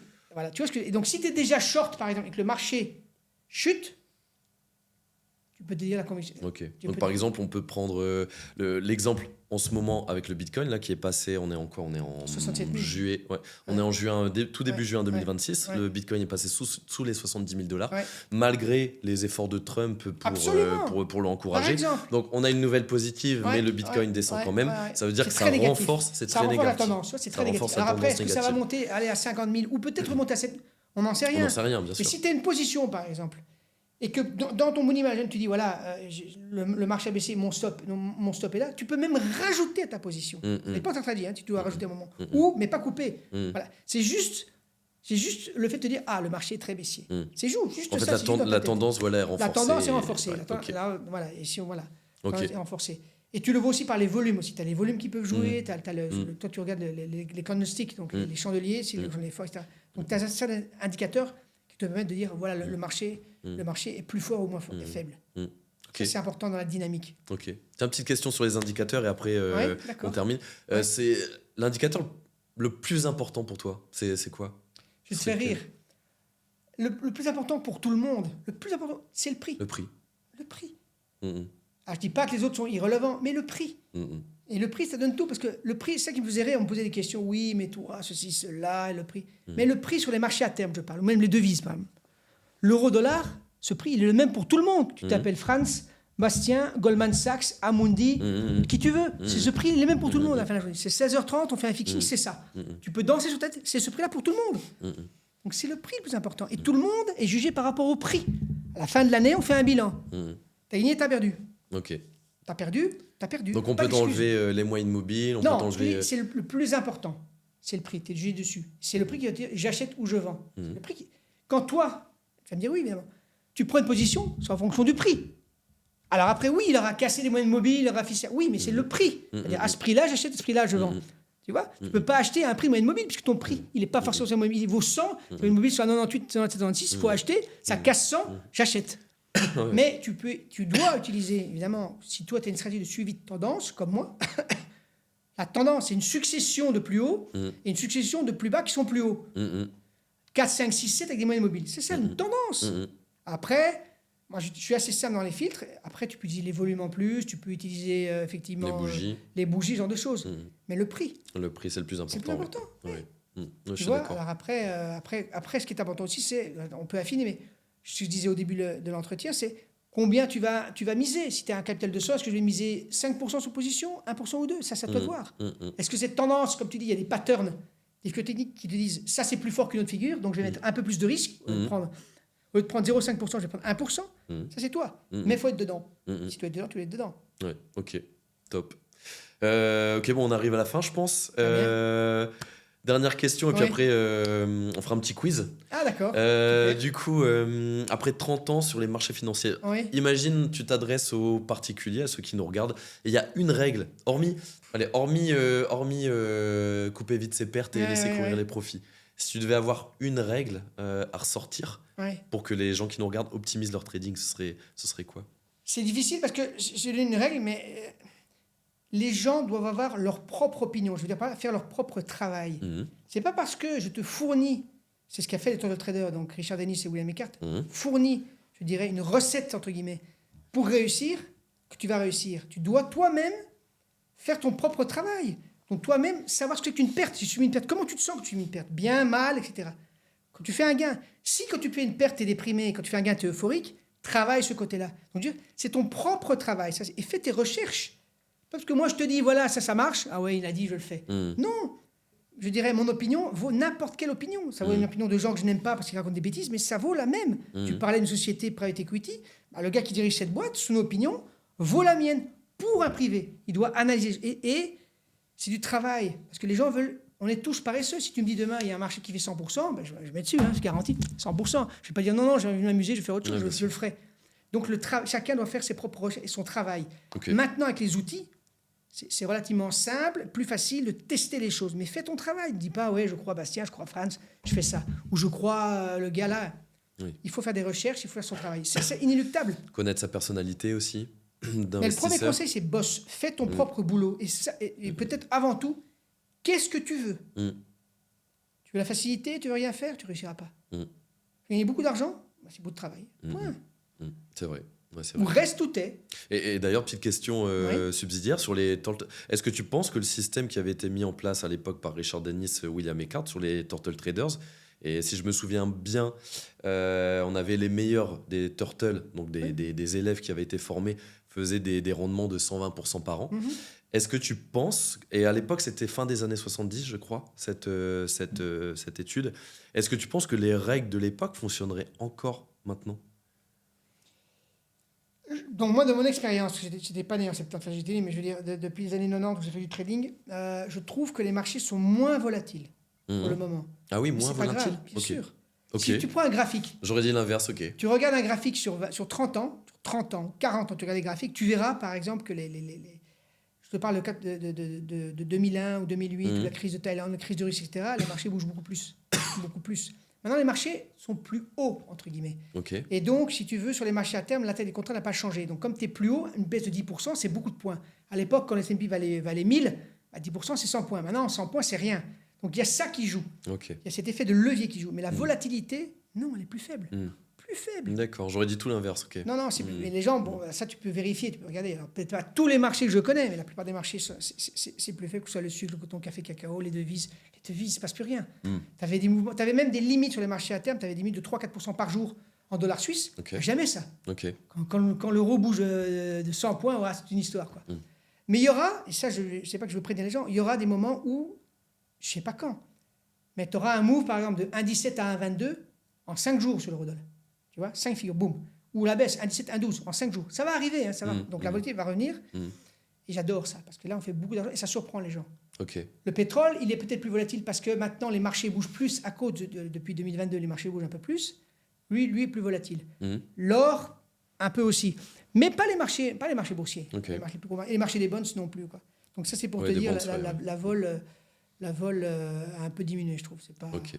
Ok, top. Bon bah écoute, je te propose pour terminer un petit quiz. Ok, ça va. Avec Alors le but, c'est de, à chaque question que je te pose, le but, juste tu me réponds trading ou casino. Bien sûr, tu peux étayer un petit peu après. Trading ou casino. Ok, wow. Ok, vas-y. Je mets 50% de mon capital sur une conviction très forte. C'est du trading ou du casino? Casino. Tu diversifies pas, donc voilà. Mais tu peux le faire. Si tu sais que c'est du casino, c'est rouge-noir. Hein, c'est ça. Il y en a qui le font. Donc, si à la limite, c'est une somme sur laquelle tu comptes pas trop pour par exemple, pour il y a plein de... mais 50% sur un truc, non, casino. Je respecte mon stop loss, même si je pense encore avoir raison. Trading ou casino? Non, mais trading, bien sûr. Parce que ça, même si tu as une vision fondamentale et que tu dis, voilà, le marché fait ça, ben, t'es fort. T'es fort, c'est bien. Une règle très importante, est-ce que on ne baisse jamais son stop loss ou pas? Donc, si tu es long, tu ne peux que monter ton stop loss. Tu peux le laisser, mais jamais le baisser. Jamais le baisser, on est d'accord. Tu as ta perte. Ouais. Et même quand tu es short, tu dois le baisser et pas le monter. Ok, jamais on baisse un stop loss. Jamais. Ouais. Oui. Et quitte, je fais une période. Moi, je donne un exemple. Mon premier trade que j'ai fait à Général de Banque, je faisais toute ma vie, c'était sur le blé. Et donc, j'étais long sur le blé, avec un stop, etc. Je vais à la toilette, c'est 2 minutes. Hein. Je reviens, je suis stoppé. Donc, le marché avait fait limit down, c'est-à-dire que le marché avait baissé de 50 points. Donc, j'avais mis un stop à 20 points, je suis stoppé. Le marché, donc c'est limit down, le marché remonte et fait limit up, il fait plus 50. J'ai dû être long. Donc, en l'espace d'une journée, j'étais d'abord long, stoppé, j'ai dû me remettre long. Ouais. Là, tu te dis, et puis le marché. Mais si tu ne le fais pas, c'est le premier trade que je fais à la Générale de Banque. Hein. Après, j'ai fait 2, mais si tu fais pas ça, ton marché s'envole et puis. Et tu étais dehors. Mais du coup, comment tu dois voir le stop loss? Il y en a beaucoup qui vivent ça comme un échec. Ils se font stopper, ils se font stopper, ils se disent c'est une position perdante. Est-ce que tu le vois comme ça, comme un échec, ou juste c'est une ceinture de sécurité et de toute façon à stopper, ça arrive? Donc, moi j'aime bien les stops parce que ça me rassure. Parce que tu coupes ta perte ou tu coupes la douleur. Ça, c'est un. Après, je dis c'est en fonction. Tu peux mettre 1, 2, 3%. Bon, si tu commences à mettre 5, c'est beaucoup. Mais 1%, un truc comme ça, après, à voir. Non, c'est un échec parce que tu perds de l'argent. Mais moins tu perds d'argent, plus tu as des réserves pour pouvoir en gagner. Donc ça, c'est déjà un problème. C'est pour ça qu'il faut mettre... Tu défends ton capital. Tu défends le capital, d'accord. Mais quelque part, ça fait partie du jeu. Je dis, tu peux pas te permettre de dire... non, je ne vis pas comme un échec. Je dis, voilà, parce que le but d'un stop, c'est de dire, si le marché va là, c'est que j'ai tort dans mon analyse. S'il va là, c'est que j'ai eu tort. Je me suis trompé. Et donc, je prends ma perte. Ton scénario est invalidé, donc voilà. on se pose pas de questions. Dans les cas du blé, si le marché va là, j'ai tort, il a été là, il était même beaucoup plus bas, puis il est là au monde. Je reprends alors.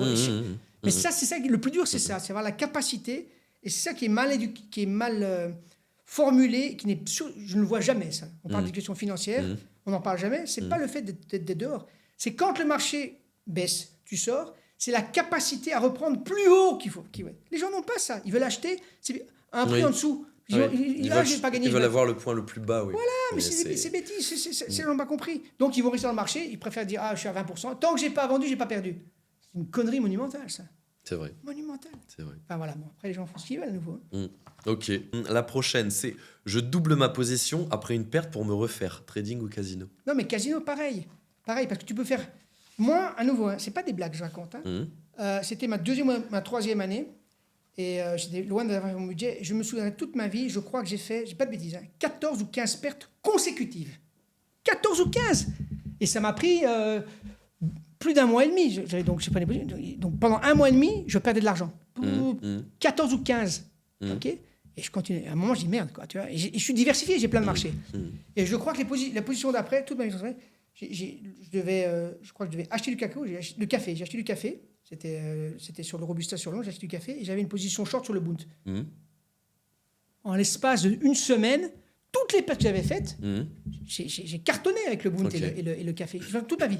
Parce que Et mon boss m'a dit, très bien fait, etc. Et donc, le boom s'est effondré, le truc. C'est moi, j'en ai rien à voir, mais surtout toute ma vie. Et donc, en l'espace de quelques jours, tu te refais de toutes tes pertes. Tu l'as fait en 5-6 semaines, quoi. Donc, Ouais, comme tu disais tout à l'heure, quelquefois, tu fais ton année en 15 jours, 3 semaines. Absolument. Absolument. Oui, c'est ça. Et tu sais pas quand. Ouais, c'est ça. Il faut toujours être prêt. Absolument. Et la dernière, c'est je choisis un fonds uniquement parce qu'il a fait une belle performance l'année dernière, sans lire les risques. Trading ou casino? Même chose, casino. Casino. Faut avoir. Bon, alors ça, une petite parenthèse, si tu un fonds qui vient d'être créé il y a un an, tu n'as pas d'historique. Donc à toi de voir, d'aller voir les gens. Mais toi, tu préfères ça. Toi, tu préfères ça parce que tu dis que tu préfères des fonds qui viennent d'être... Je préfère faire ça que d'aller sur un fonds qui a 15 ans d'expérience et donc je vois les résultats des 5 années est limité. C'est plus confortable parce qu'il gère, etc. Tu peux faire des pertes. Y a le plus gros fonds hollandais, enfin c'est le plus gros fonds européen sur futur, c'est un fonds hollandais. Il a 35 ans d'expérience, tu regardes ses performances les 10 premières années, il cartonne. Et maintenant, il joue la sécurité. Il joue plus la sécurité. Donc oui, je dis pas que c'est bon ou mauvais. Je dis, si tu investis dans ce fonds, ne t'attends pas à faire 25%, tu feras du 15%. Maintenant, des gens qui sont plus jeunes, qui ont 1 ou 2 ans d'expérience, mais tu vas les voir et tu lis ce qu'ils font dans leur prospectus et que ça te correspond, oui, investis chez eux, ça tu peux faire. Okay. Mais à nouveau, c'est risk-reward. Je veux dire, si tu sais pas ce qu'il fait et qu'il fait n'importe quoi et que c'est un gambler, ben non, évite. Il faut que tu lises sa stratégie et qu'il s'y tienne. Ok. Bon, c'était vraiment top. Est-ce que tu as un mot de la fin pour ce podcast ou pas? Écoute, d'abord, je te remercie pour l'attention et l'écoute que tu m'as pas de souci, consacré. c'était top. C'est plaisir. C'était top. Ouais. J'espère en tout cas que tes auditeurs, je dis pas qu'ils doivent croire tout ce que je raconte, mais en tout cas, j'espère que ça va leur permettre de poser des questions et eux-mêmes aillent chercher des réponses par eux-mêmes. Par eux-mêmes. Et malheureusement, si l'argent était facile à gagner, et je répète, là je rejoins vraiment Tammy, c'est ce qu'il a dit. Et je suis d'accord avec lui, parce que je parle de lui, parce que lui a une audience beaucoup plus forte que la mienne et la tienne, pour le moment en tout cas. C'est que, comme dans tous les métiers, il y a 5% de gens qui réussissent très bien. Donc c'est normal qu'en trading, il y ait que 5% des gens. Moi, je suis incapable d'être chirurgien, médecin, je répète, boulanger ou restaurateur. Non. Un don, il faut des trucs comme ça. Et là, il faut bosser pour le trading. Il faut bosser. Il faut travailler, Il faut bouffer du graphique. Absolument. Encore et encore. Et parfois souffrir, et parfois se dire, je me suis trompé, j'ai perdu, etc. Mais après, ça va. Tu penses que les pertes sont fondamentales pour un trader? Parce que moi, alors c'est peut-être étonnant, mais depuis que j'ai commencé le trading, j'ai jamais eu d'année à zéro, à moins quelque chose. J'ai jamais. Après, je suis très précautionneux de mon risque. Je fais très attention. Mais j'ai eu des années, mes premières années, j'ai fait du 7-8%. Mais je suis jamais passé en négatif. Ok, bah écoute, mais est-ce que tu penses que c'est important? Parce que quand tu regardes tous les plus grands traders, ils se sont tous craqués au début. Ouais, mais alors, en tout cas, moi aussi, je dis au début, là, sur ces fameuses options, j'ai tout perdu, etc. Et puis après, voilà. Le gros avantage, quand tu commences par perdre, c'est que tout de suite, tu as une expérience, entre guillemets, traumatisante. Et ça te fait très mal. Il y a des gens qui ne comprennent pas. Et donc là, après, tu te dis, maintenant, je vais tout faire pour ne plus avoir cette expérience-là. Certains, il leur faut 3-4 coups comme ça pour comprendre. Moi, c'était radical. J'ai perdu toutes mes économies, donc j'ai compris. Et ça m'a fait mal, je croyais faire le malin. Et donc voilà, après, ça te met dans une autre dimension. Mais dans ton cas, c'est différent. Si toi, dès le départ, tu as la capacité que je n'avais pas de couper tes pertes rapidement et de voir et de faire attention, etc., et de protéger ton capital, il est possible que tu ne fasses jamais de perte. Maintenant, on verra effectivement dans un bear market. Si le marché perd 15-20%, peut-être que tu ne vas pas ces rendements-là, tu peux faire 5, mais si tu fais moins 10, si le marché fait moins 25 ou moins 30, tu fais moins 10, c'est pas dramatique. Voilà. Après, je ne peux pas dire non, ce que tu as fait c'est bien ou c'est mauvais, j'en sais rien. Mais visiblement, aujourd'hui, comme tu as accès à beaucoup d'actions et beaucoup de marchés, tu devrais continuer à faire ces performances-là. Ok. Bon, écoute, merci Franz, c'était top. Bastien. Et j'espère qu'ils vont apprécier. J'espère aussi. Il y a eu beaucoup de valeur en tout cas dans ce podcast, c'était top. C'est les auditeurs, là, tes membres, tout ça qui vont juger. Hein, tout à fait. De toute façon. Bon, c'était top, merci à toi et puis à très vite. À très vite. Au revoir Bastien. Salut Franz. Salut.